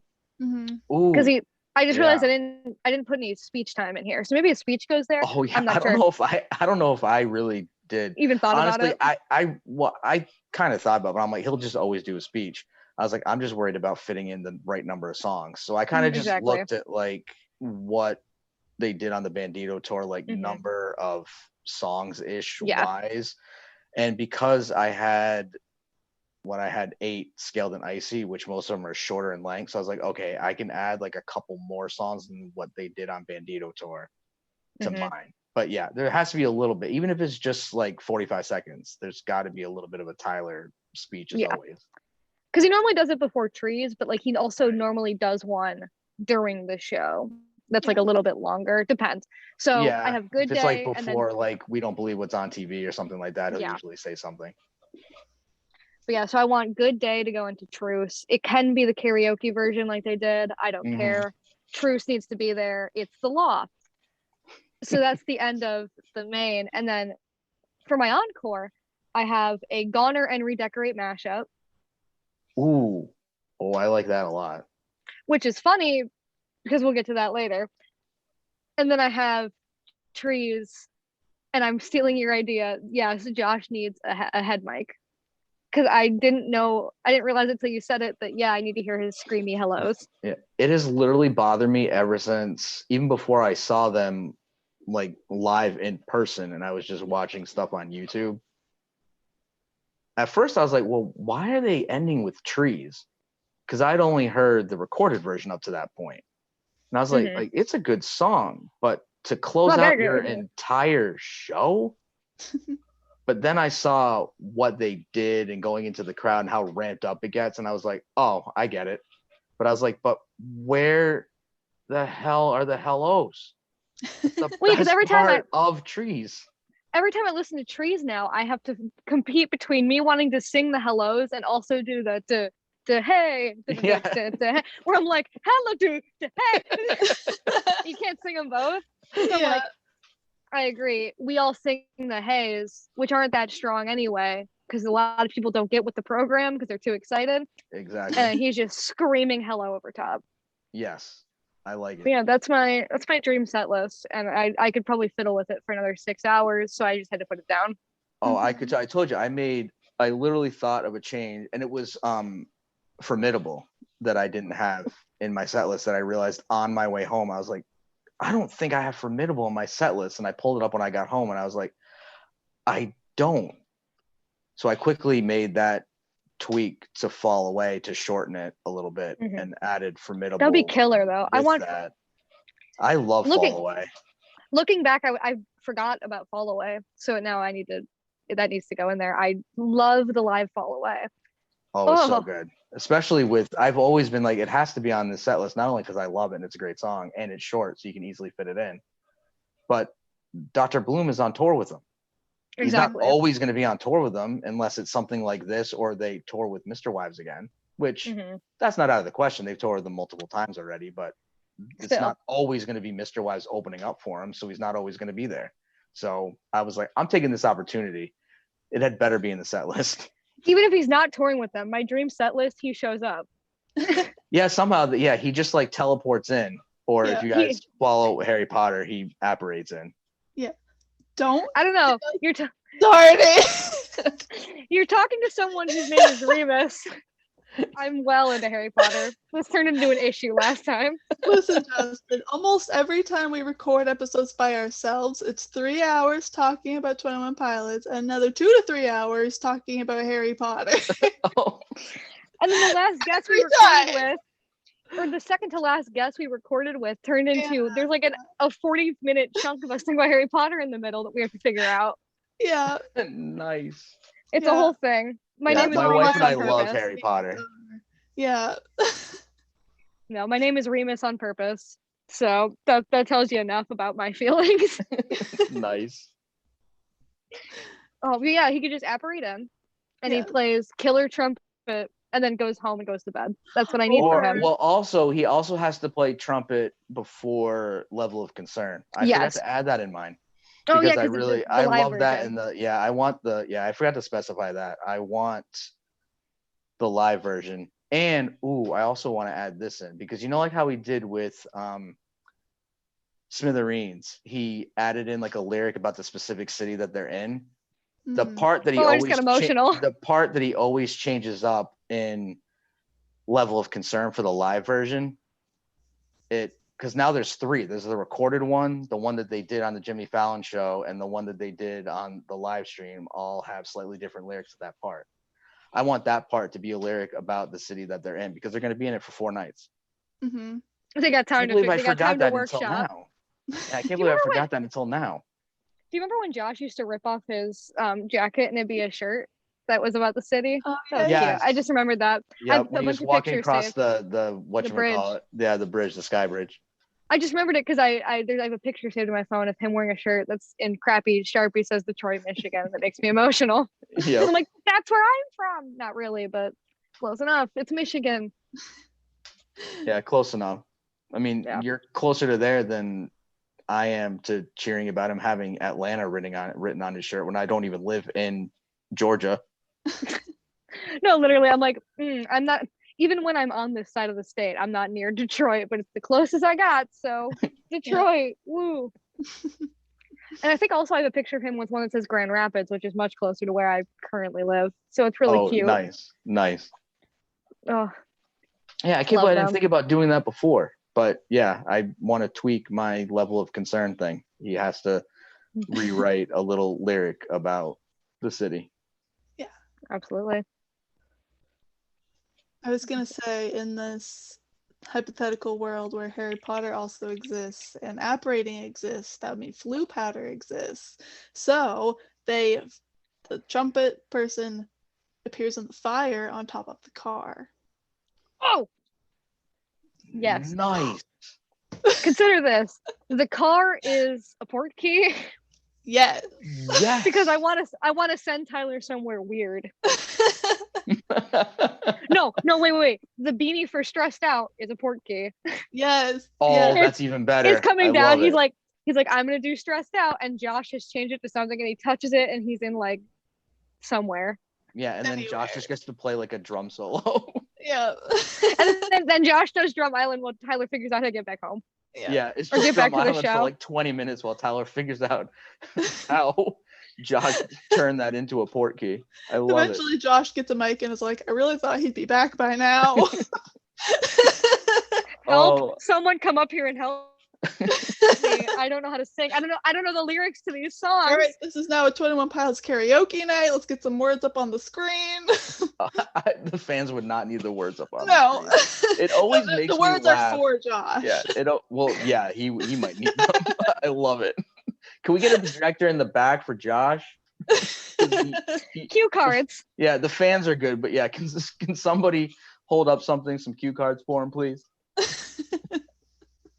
Oh, that whole bit in the TOP debates where it's like, well, he knows like holding on to you because he's been playing that for 10 years.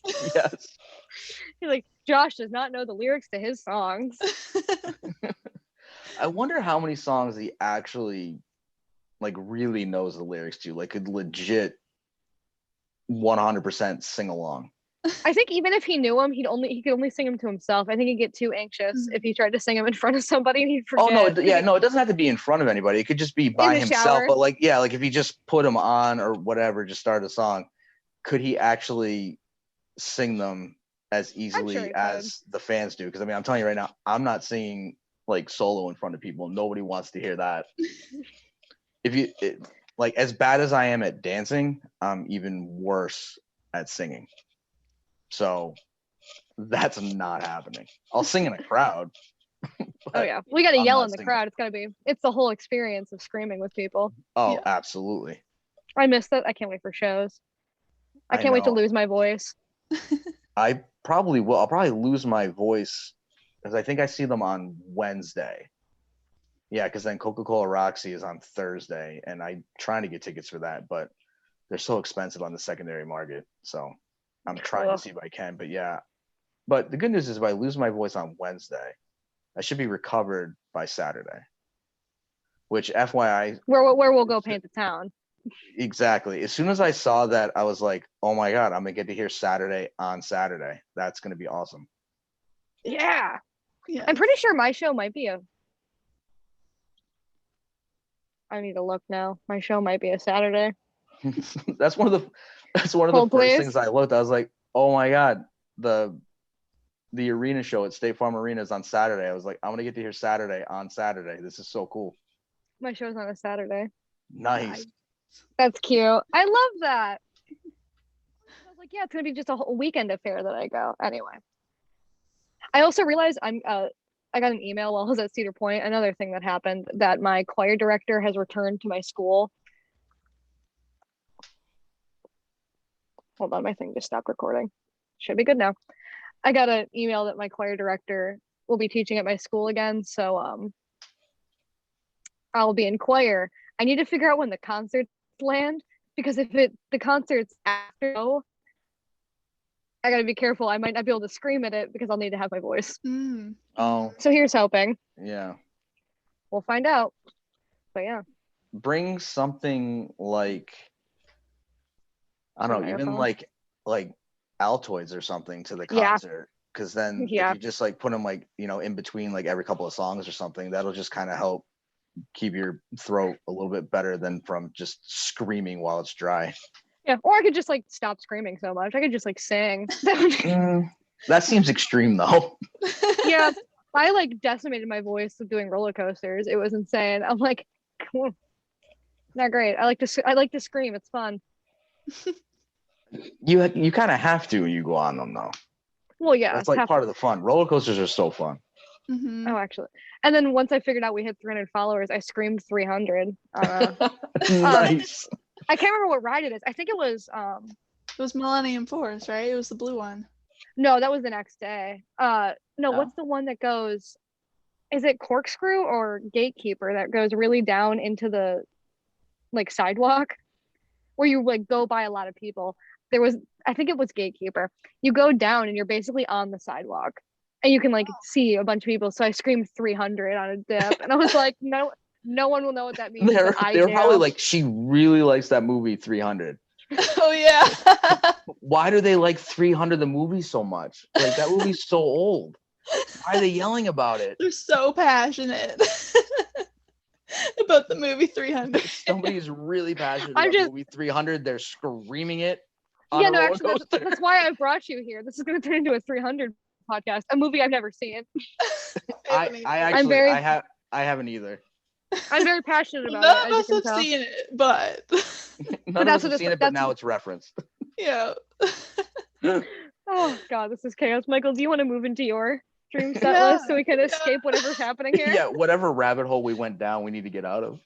But I'm realizing I left out so many things and I did something wrong. Because once I saw your Goner and Redecorate mashup, and for some reason I thought that was the Redecorate verse mashup from the live stream. I don't know why, but it was Lane Boy that had the Redecorate lyric in it. Yes. Lane Boy, so that wouldn't work. So anyway, when I get to the end, don't listen to me. I was wrong. But anyway, I start with Migraine, but specifically the beginning of it is like there's like a Spotify sessions. I don't know when they did it. It was ago. Yes. Yeah, but it starts like that where it's just piano and then it builds up. So it's all slow and quiet, like how a Spotify session is. Band appears behind them and it gets full, then you see like the lights come up more or whatever, and like the full band is behind them. As it's fading out at the end and he's repeating, we made it this far, it starts to kind of have the birds chirping and stuff, like how it is at the beginning of Good Day. So then it goes into Good Day. And then I feel like I focused on all the wrong things because I left out Holding On to You. But anyway, hold on. I can only see half the screen and I actually need to be able to read it. That's a strong start, though. I like that Migraine, the Spotify sessions version into Good Day, though. I like that a lot. Yeah. Mm-hmm. I don't know how it would be before, because like you said, Justin, how like they usually have like a little something before the curtain comes down. I don't know what they would do for that, but I like the idea of kind of like a slow, quiet start and then it builds up, But anyway, so yeah, Migraine, Good Day, piano and fades into the piano that's at the beginning of Lane Boy that I can't sing a tune. That. Mm-hmm. Yeah, that one. Day goes into that. And then it's Fairly Local. And the end of Fairly Local, it kind of gets quiet, and then you hear, because at the beginning of Mulberry Street, there's that 1, 2, 3, hey, and you hear that, and it's Josh saying it to go into Mulberry Street. I thought that would be cute. Oh, I like that. He gets to say the 1, 2, 3. Nice. Give him something. Yes. So Mulberry Street and a Saturday. I think I included almost all of the new ones as well throughout it. Since it only takes up a half hour, you can fit all of them into a set and still have lots of other stuff. Mm-hmm. So Mulberry Street, Saturday, Jumpsuit, Don't End, fade right into Levitate as that's where the line came from. It's like I messed this up though. I'm the only one out of the three of us that didn't have Jumpsuit into Levitate. I was like, no, Jumpsuit, Heavy Dirty Soul. which is perfectly fine, but it was just the fact that I already put Jumpsuit and Levitate. Then I went and read Michael's notes, and for some reason found it very funny that you said like God intended, and I to the point where I had to text her about it and be like, this is really funny. And then I just kept thinking this as God intended. Yeah. But so anyway, the mood at the end of Levitate starts to shift, where there's those drums at the end, and like there's that part where it kind of gets like a doo doo, and that says trench, like that end beat. Yes. You know, Welcome to Trench. Drums. And that fades into No Chances. It's like really dark. I didn't put a Drum Island anywhere, but it could be during Levitate or during No Chances. I forgot to include a Drum Island and Holding On to You. You said no crowd work. Poor thing. Yeah, absolutely. It's COVID, no crowd work. Yeah, Tyler's not going into the stands to start Holding On to You. Josh isn't doing Drum Island. They're just staying on the stage. None of that. Forget it. Playing with their band, and they're gonna stay protected by their band. They're not leaving the stage. Yeah. It's too COVID-y out there. Yeah, that is a valid point. That is valid. Yeah, I wonder if they would do, especially Holding On to You. Mm-hmm. I didn't even think about that, but you're right. Even if it is like quasi, that's a terrifying thought. Like if they, I know, like if it's not safe enough for them to do that, do I really need to be there? It'd be such a bummer, but refund, please. I'd be there if it was just them standing on stage going, ah. So true story. I probably would too. Love them boys.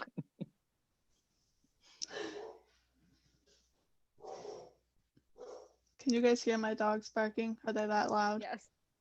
They're a little bit loud. Car like very slowly driving by our house. I think seems legit. It's the Bishops. They're coming to get you. Yeah. We come for you. Are they? I love when at times that I pull into like a parking lot with my windows down, and it happens to be that part of No Chances. People who don't know 21 Pilots must be like, what is he listening to? What is happening? What are those Gregorian chants? Yeah, why? Danger. Oh, the first thing I thought of though when I heard that part was, I don't know if you guys have ever watched How I Met Your Mother, but when Barney says that he's got a monk guy, I was like, I wonder if Tyler has a monk guy and uses them to do the chants. I know Tyler has said that he used his friends and like his brother or whatever, and they were all just around a mic that was in a room or whatever. But when I first heard that, I didn't know that. I was like, I wonder if he has a monk guy to help out with the chants. That's funny. In my house shoes and a foot race. That's right. It's my Twitter bio still. The first time I heard that line, it became my Twitter bio, and it's gonna be that for a while. Yeah. I don't see any problem with it. Neither do I. But I was with you, Remus. I didn't know how they get to B stage, so maybe not a bridge, maybe just something else. If they do the Drum Island, then they would probably just like move on from that, just like walk across. Yeah. But anyway, the thing about the walk though is that's so death defying. Like Panic at the Disco Brendan did the death walk and he had to stop. because people, luckily 21 Pilots fans have been, would knock, they've been respectful, and nothing that I know of happened during the Nico and the Niners walk, but it's a little dodgy. Yeah, I remember Tyler actually said, because I had watched like, you know, a recording of it on YouTube before I actually saw it live, and he actually said, you know, like, thank you for like letting that happen, because, and I forget who he said specifically, but whoever was helping him like put on the show, whatever, they're like, they didn't think that was going to work. So thank you for letting that work. Yeah. Yeah, it's a something. It's a testament to how we are as a room of people, that he can just walk through people and everyone like is internally freaking out, but is respectful enough to let him get across. Yes. Yeah. Can you still hear them barking? No. I can't, no. I'm just gonna tell them that it's okay. Hey girls.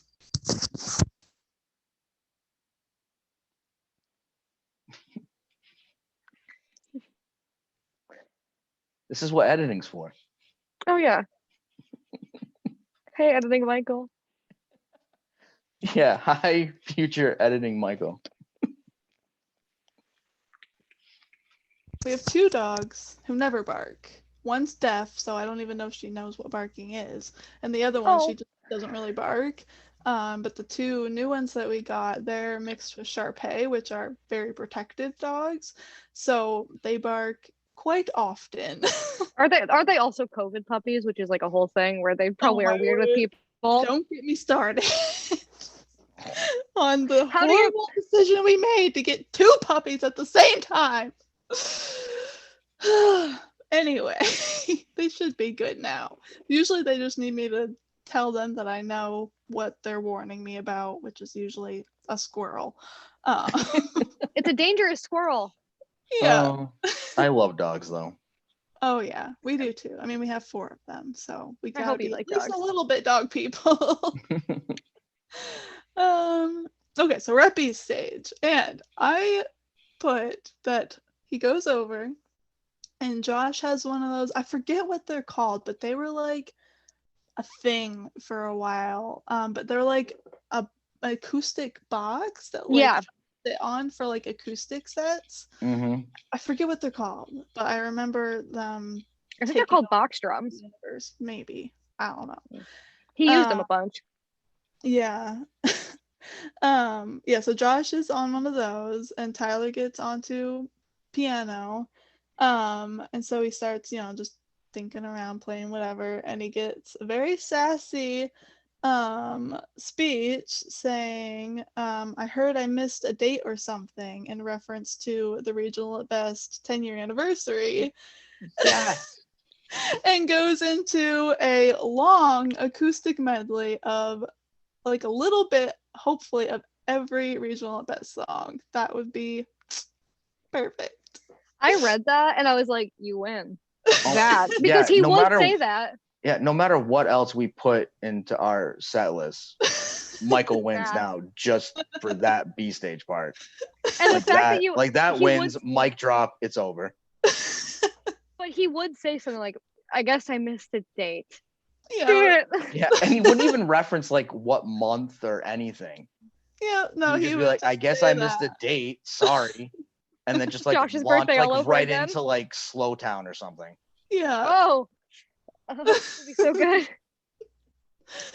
But yeah, so then I have sort of like the whole B stage as an acoustic set, because like, so there's that medley of the Regional at Best, and then an acoustic Formidable, an acoustic Car Radio, and then to leave B stage, I don't know how they would do it, or if it's something that can happen, but some sort of lift that looks like a boat to take Tyler up over the stage while playing the uke trees that he played during the live stream.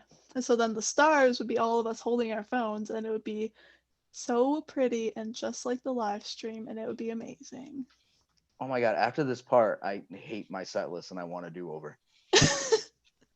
You win. That's so cool. This whole B stage thing is amazing. Yeah, I know. I mean, I shouldn't say I know I can forgive you from putting trees.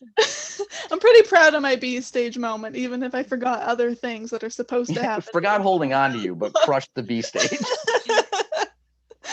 Together, we make one full good set list. Yes. We could just take parts of each of ours, and between the three of us, we got it. Yeah, exactly. Yeah. Oh, a boat. Oh, that'd be gorgeous. Mm-hmm. All right, so back at main stage, so while because I'm assuming if there was some sort of floating thing, you'd have to be like rigged into it to be safe. So while he's like getting all situated with that, you start to hear the intro to Never Take It. And so then that's the first one back at main stage. Which then goes into Guns for Hands, because I love that song. He does the hand thing. Oh. Yes. Which then goes into Bounce Man, and there's a hard stop at the end of that to then start going into the dinky piano of the beginning of the Pantaloon. Oh, nice, because the Pantaloon was literally one of the ones that hurt the most that I left off of mine. I love the Pantaloon. I don't know why it's not more popular. Mm-hmm. It's just so good. Grandpa died when you were 9. I played that when we were driving to Ohio because I was DJing the car ride. Yeah. And I really just put it on to be a jerk because my stepsister doesn't hate 21 Pilots, but she likes like heathens. Like she likes their chill music. And I'm like, you know what you would hate? The Pantaloon. Threw it on. And it was and she was into it. And then it was and she was like, turn it off. And I was like, I expected that. Didn't even make it through the entire first lyric and was like, nope. I'm like, yes, he sings weird. That's the point. That's a good song. Yeah. Oh, I love that song. That's one of my favorite off of Self-Titled. Mm-hmm. It probably goes Taxi Cab, Fall Away, The Pantaloon for my 3 favorite off of Self-Titled. Yeah. Oh, so good. I love that song. Either way, he can't deny he has a Pantaloon. After that, it goes into The Outside with another hard stop at the end of that one, and you hear the intro words to Chlorine to go into Chlorine. Nice. And then I was really focused, I guess, on like the transitions between songs. I got so caught up in that. I think that's why I left out some songs if they like didn't transition well. But so the end of Chlorine has the echoey parts. So then like the echoey of Chlorine sort of morphs into echoey words from Doubt.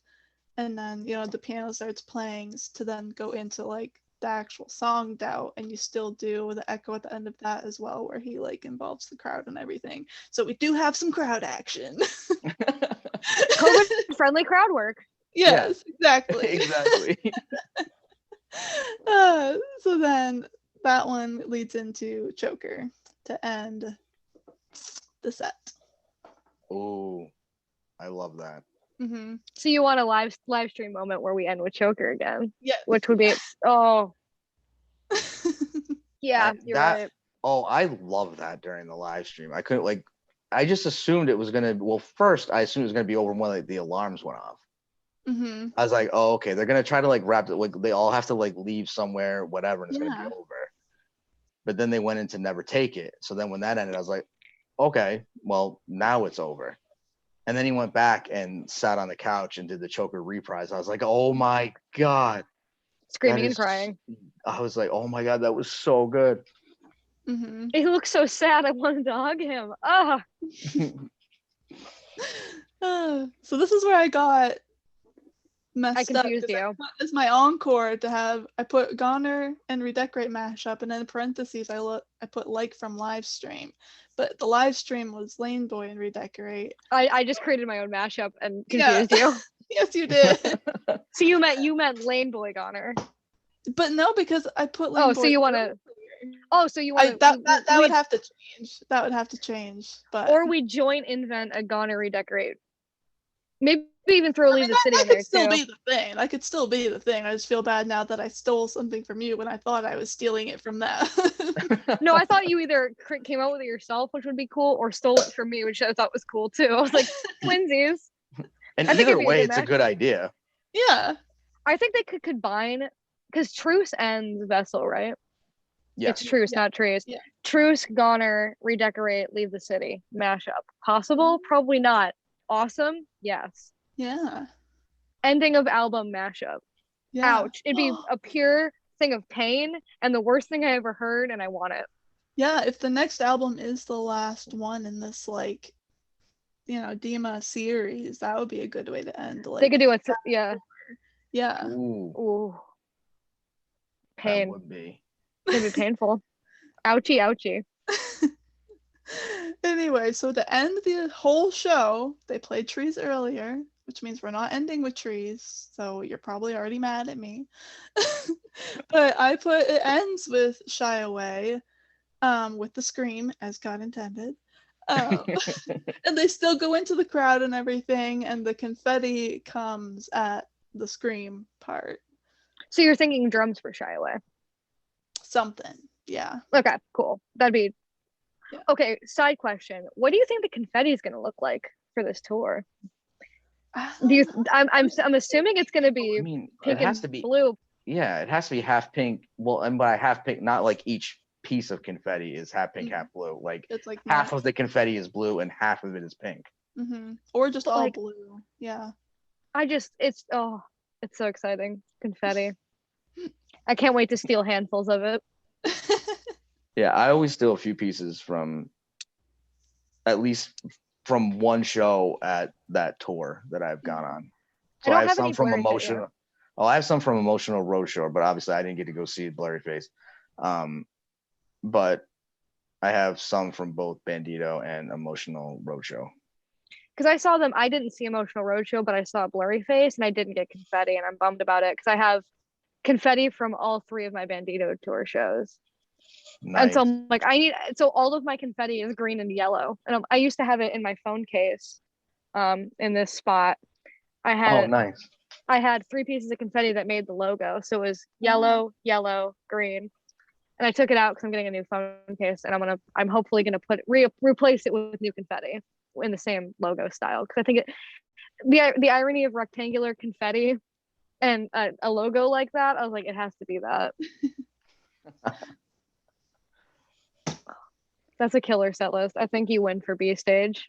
Oh my god. That is, and honestly, as weird as it would be to not end with Trees, they already did that. Like, it's not that surprising. They did it that way during the live stream, and the way that you have them do it is awesome. And then ending on Shy Away, which is so up tempo, controversial yet brave. And well, yeah, I mean, there would be some people who would absolutely ride at that, but just because if they don't do Trees, some people are just like, if they don't do Trees, that's no matter what other song they could do, like their other favorite song, but if they don't end with Trees, then somebody is going to be mad. But I think I just want Trees live because it'll make me feel like the world is going back to normal. Like, we can just here's the one thing we have is 21 Pilots ends their shows with Trees, even though they already technically have broken that by now. But I guess we'll find out. I like the ending with Shy Away though. I think that'd be cool. Yeah, it's upbeat. They'd have like the whole band there, and then the band could still be playing on the main stage while Tyler and Josh go into the crowd on the drums like they normally do for Trees. It would just be for Shy Away. I like that. Cool. Yeah, I like that. We killer. Oh god. So I can't get over that B stage. That was so good. I know. I want to like make art of our set lists, how they do, you know, like how people make like printouts of it. I think I might do that, and maybe I'll have it ready by the time this episode drops so we can drop it with some graphics, because I think we all did a good enough job that this needs to be immortalized. Yeah, that would be fun. I'll have to look into seeing if I can get one done, or 3 of them done technically. That'd be clean. So do we want to do favorite live stream moments? It'll probably run us a little long, but I think it'd be fun to at least discuss some funny moments that we've seen from our boys. Yeah, I'm good with that. So I have like kind of just, we don't really have to discuss it as much. I just think there's enough that have to be mentioned. I wrote down like a list of my favorite tour moments that I remembered. There's a lot more than this. This is just all I could think of when I was taking notes. So one of them, the top one is the Nico walk, which we've discussed plenty here. Tyler's insane. That's a lot of trust. One of my absolute favorite moments, which I think I've mentioned on this podcast before, is during the Bandito tour when Tyler melted his shoe on the car during one show. Yeah, it was in Pittsburgh, I think. I don't remember where it is. I rewatched the video today because it was so funny when I remembered it. He just plops himself down on the ground. He's like, looks like dog crap, but I melted my shoe. There's a collection plate outside. I'm like, dude. But he stepped wrong in the car trying to be cool. And he melted the bottom of his shoe. Thanks, Tyler. Yeah. And then another favorite of mine is when they announced Jenna's pregnancy in Germany. Mm-hmm. Which I think was the cutest way to announce it ever. And I think about it, and the internet blew up when it happened. That was insane. Yeah. So were the hamster balls Emotional Roadshow? Yeah. Yes, because it was during Guns for Hands.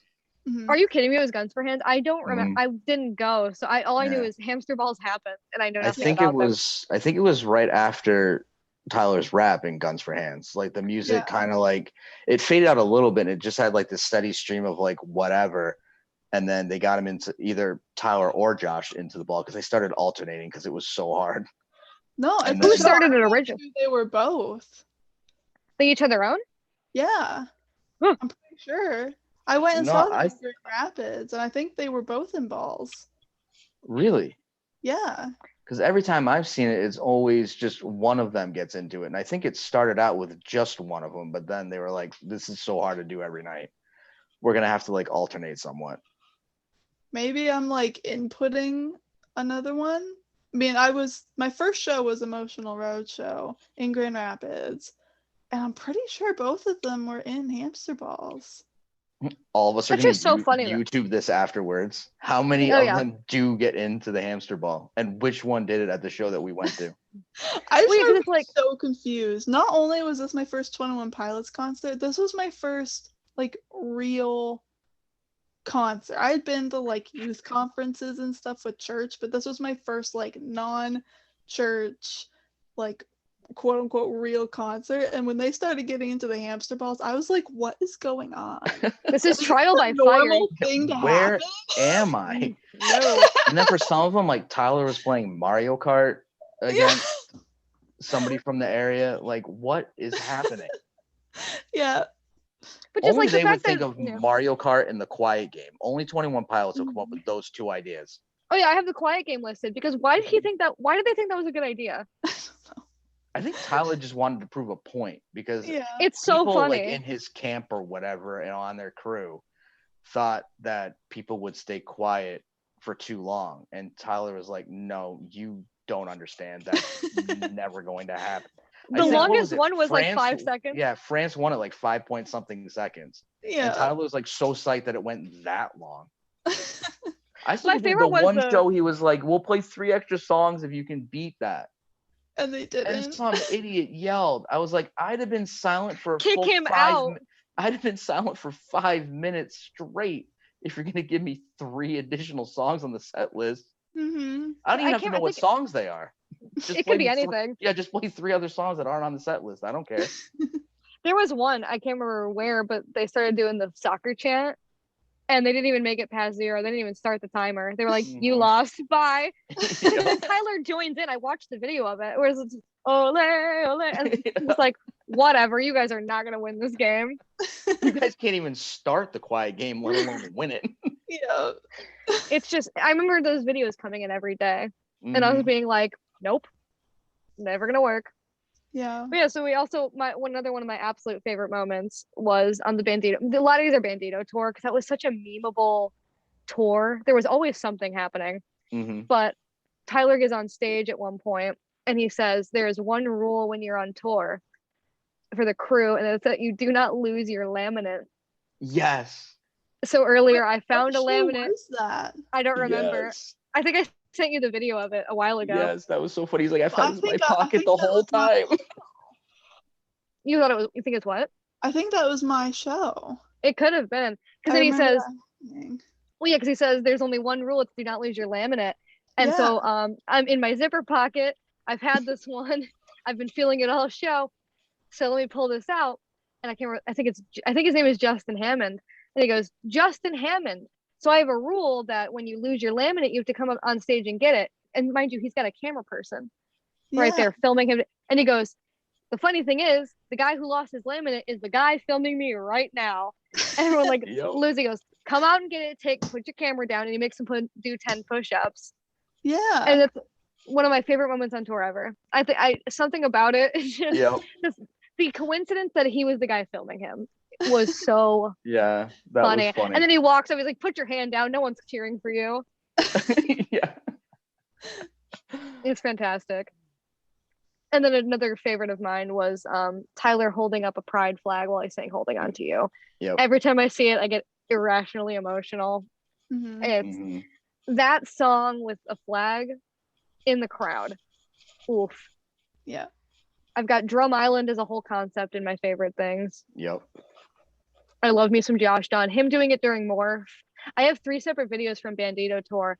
The only videos I took. And it's that small section of the Drum Island bit, the not done, not done, not done Josh Dunn. And so it's 3 separate videos of me screaming Josh Dunn, and they all sound the exact same. Because apparently when I scream Josh Dunn, there's a script. Like, those are the only videos I have from any 21 Pilot show. Or no, I have one from Blurry Face of Tyler climbing. But most of my 21 Pilots videos are Morph, Drum Island, screaming Josh Dunn. The only part that matters.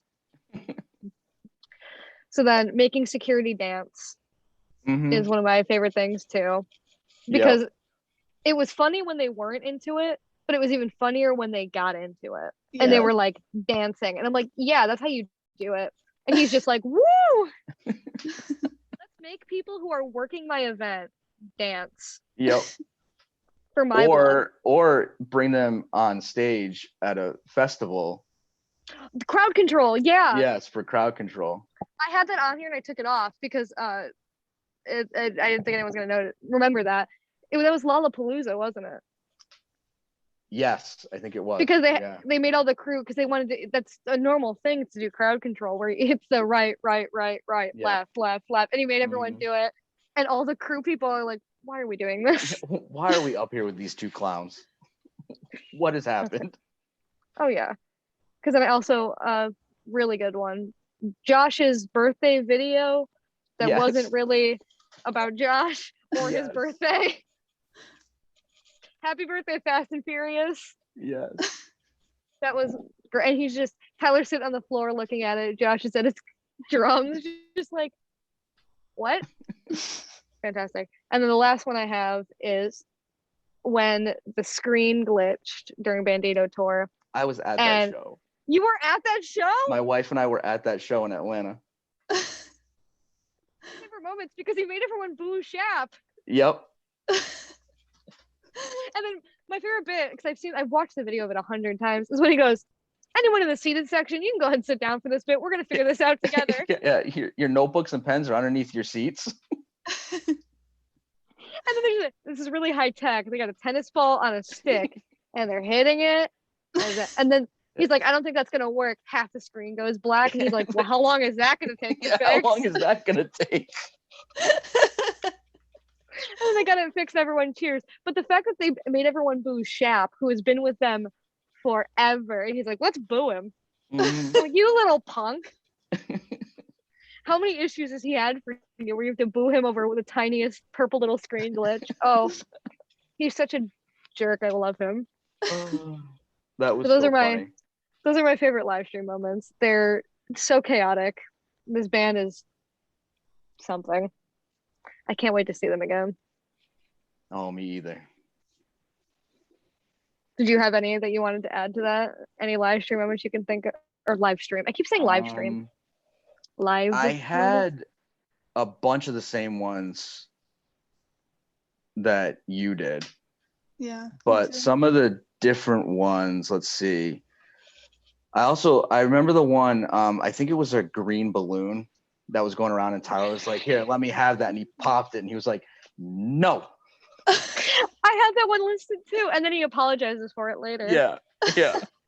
The only reason I don't like that video is because I'm actually terrified of balloons, and the sound of them popping makes me anxious. So I've only seen that video once, but the sound clip of him just going no is one of my the favorites. Best part is he's like no, like he's scolding somebody.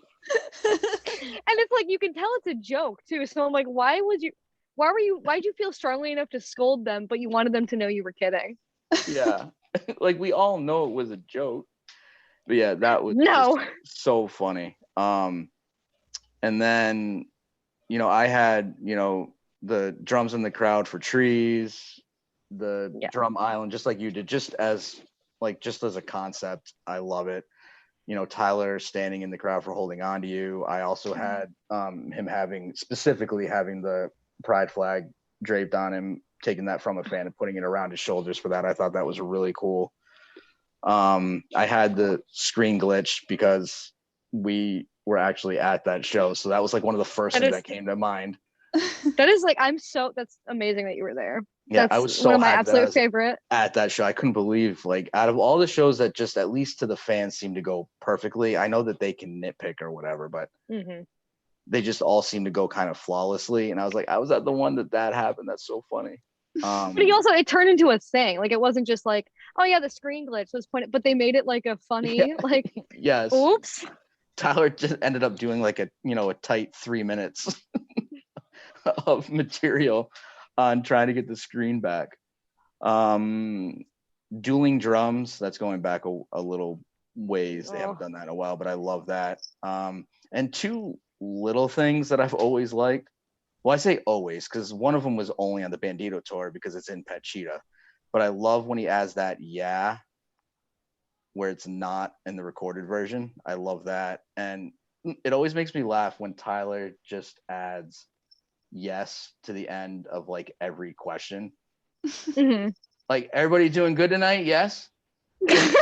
Tyler, you're answering for us. Plus, did you really think he doesn't want your wasn't answer having a good time? Like, we're all having a good time. Come on. He doesn't want your answer. He just wants to feel nice for asking. Yeah. It's almost like he's saying, like, look, this is just a rhetorical question. I don't really care about your response. I know we're all having fun. I had mentioned it when I talked about Heathens, but Josh during the watch it part of Heathens is always fun. And just anytime Tyler jumps off the piano is always fun, whether it's at the end of Car Radio, from the back of the stage to the front of the stage for like Stressed Out or Fake You Out, going from front to the back of the stage for Holding On to You, whatever. Josh's flip is always fun. And then really just overall, the start of the Emotional Roadshow tour was amazing with the whole part of Fairly Local into the I've seen clips Heavy of that. Dirty Soul oh my God. I'm so happy I got to see that a couple of times. The visuals for that are good. Killer. Why were their visual? Why'd they go so hard? Hey, man. I don't know, but everything about it, especially because I think the first time I saw them when it was outside, they didn't have like whatever that face was. I call it like that clown the blurry thing. The blurry face. The blurry visual. Face thing. Yeah, we've talked about that enough here. They didn't have that the first time, but they did the second time. And I was like, oh my God, the whole thing between that and then, like the dots from the album and then all merging into the one red dot and everybody's yelling those lines to Fairly Local. And then it goes into Heavy Dirty Soul. Like, that might be like the best kickoff to any concert that I've ever been to. So it's so strong. Yeah, like I loved it so much. I debated about making it kick off my set list, but I was like, nah, I'm gonna go a little throwback. Yeah, I'm gonna go a little bit different. I've already seen it. It's been done. It was awesome, but it's been done. So we're gonna do something new to start off the show. I also have an addition that I forgot. Tyler not caring about your birthday. Yes. As just a concept, and also the one specific live moment, like, it's your birthday. I don't care. I'm supposed to say I'm kidding, but I don't care. I'm not kidding. And then didn't he go like, this song is like for anybody whose birthday is not today or not this month or something like that? I hate him. Why birthdays specifically? He's like, I don't care that it's your birthday. Oh, yeah, that's so funny. I forgot about that, but yeah. So yeah, I think Just those tell are you. all the ones that I had for kind of like fun live moments. Oh, well, the yeah part for We Don't Believe What's on TV is always fun because he's always planned for the crowd to do 2 practice runs. Mm-hmm. So every time I listen to that song, all I can hear is the practice in my head. Just yeah. You can do better than that. And I'm like, oh, I love you. As if we hadn't been studying this whole time by listening to the music. For some reason, we can't get it together enough to say yeah on cue. Yeah, that's another thing that I love is when Tyler always asks, like if you know this song, like help us out or whatever. It's like, Tyler, everybody in this building knows every word to every song, all of it. We know your middle name, Tyler. Yeah, exactly. And we know that it's your middle name because you're named after your grandfather. Like that, and who's on the cover of who was on the right side of Vessel on the cover. Like we're on it, Tyler. Like we know the lyrics to your songs, trust me. We're not Josh. It'll be fine. Oh my god. You were talking about the intro to the Emotional Roadshow, Justin, and for that show, I don't know why, because you're not supposed to bring cameras with like detachable lenses, right? Mm-hmm. And so I had my camera and we were sitting like center stage, but in the second section, so section 200. So we had like a really nice view of the stage, like high enough up, everything. So I was like, awesome, I'm gonna be able to get some really cool pictures. And security almost made me get rid of it, but we got there a little bit late, so he was like, okay, fine, just like don't put it together. And I was like, yeah, okay, I'm going to. I'm gonna put it together. Yeah, I could tell you that I'm not going to put it together, but we both know that it will happen as soon as I'm out of eyesight from you. Yeah, he was like, okay, just like whatever, don't use it. And I was like, yeah, okay. So I got an awesome shot of like that opening scene where he's like against the stripy background and he has the mic that came down from the ceiling and like the outline is perfect. It was my awesome screensaver for the longest time. It was my header on Twitter, my banner on Facebook. Like it was. You gotta post it on the Click account. You gotta post it on the account because that's amazing. It's the picture that like showed out the best because I'm not like really good at photography, especially in low light. I'd practiced a little bit, but not a lot of the pictures turned out very good. But yeah, that's killer. That's my favorite picture. That is awesome. Ever. Yeah, on Thursday, Throwback Thursday. You gotta go ahead and post that picture onto the account. That's in 2 days. We'll have to remember. Yeah. I'm not gonna remember. One of us has to remember that needs to happen. Well, yeah, you post that, and I'll post the couple pictures I have of me going to my first. Not technically, I consider Blurryface my first 21 Pilots concert that I remember because the first time I really heard 21 Pilots was live. So I don't remember that concert at all, but I have a bunch of pictures from Blurryface with a bunch of friends and stuff. That's so good. So we'll have to do a little Throwback Thursday moment. Nice. So good. All right. I think we've rambled enough about how amazing this band is live, as much as I want to keep talking about it. All right. I think people would yell at me about my top 10, so I don't need to talk about those. Yeah, we can discuss those at a later date, I think. I think we'll have to wrangle Justin back in because this was an amazing episode and we can talk top 10 and maybe something else because I do think we'll have to prepare for war with these. I think we're already going to get enough flack for all of our set lists. Yes. Probably because there's no way that you can make everybody happy. I bet multiple people will tear apart parts of all 3 of our set lists and be absolutely like, you didn't have this song or you added this song here. This song is terrible. Why did you have it? Yeah. So maybe we'll revisit our top 10 list at a different date because this has been super fun. Yeah. This was a lot of fun. So you can find us on Twitter and now Instagram. We made an Instagram. More official. I know, we're really killing it. We're at Clique_cast. That's CLIQUE_CAST on Twitter and Instagram. You can find us on Patreon at patreon.com/Cliquecast. We have 3 tiers, a lot of fun content. Too much to rattle off here, so go ahead and check it out. Only if you want to get some extra content. By the time this episode comes out, we will have our first ever deep dive episode, which was awesome. So go check It was that. so amazing to record. You're gonna want to see it. It's gonna It be was a video because amazing. there was a slideshow and everything. It's amazing. Yeah, we got a lot of stuff over there, including the ability to receive art from a really cool artist. We change it every month, so please make sure you're going and checking it out. Another good way to support us without spending any money is to review us wherever you listen to podcasts, or if you're like Spotify doesn't offer reviews, go review us on iTunes or Google. I can't remember if Google does reviews. Find a way to review us. It'll help us get our name out. We'll create a following. It'll be great. We'll take over the world. And also send us your 21 Pilots story, whether it's how you got into the band, a funny moment of something you saw, like Justin who saw the screen glitch. We want to hear about it. What have you seen? Who are the friends you've made? You can either DM us on Twitter or Instagram, again at Cliquecast, or you can email us at cliquecast2021@gmail.com. CLIQUE _CAST 2021. Justin, is there anything you wanted to plug while you're here?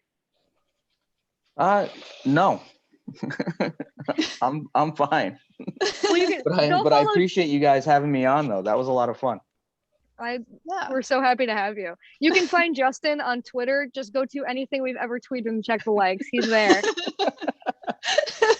You'll know him. He's our biggest fan and we love him for it. Thank you so much, Justin, for being here. It was absolutely amazing to finally put a face to the name. Yes. Although I guess I saw your guys' YouTube video for the like the slushy guys. Oh yeah. Oh gosh, yeah. Which was so funny. I hadn't seen a couple of them, and I hadn't seen some of them in like a really long time. So just revisiting all that, I forgot how funny some of those are. They were so funny. I laughed so hard. I was so happy that I was able to show you those because those live rent free in my brain at all times. So I was really happy that you hadn't seen them. I know. All right. Thank you for listening to another episode of our 21 Pilots Ramblings. And thank you, Justin, for joining us. I'm Remus. And I'm Michael. And this has been Cliquecast. Yay. We did it. My audio file's in 2 pieces on accident. Oops. That'll be fun. Why is there an empty 5th page? What's happening? There we go. We were only 4 pages of notes. Probably mostly because we didn't have Justin. Okay, it did say recording saved, so that's good. Perfect. Oh yeah, I'm gonna stop the Zoom recording because it doesn't need to be any longer than it actually is.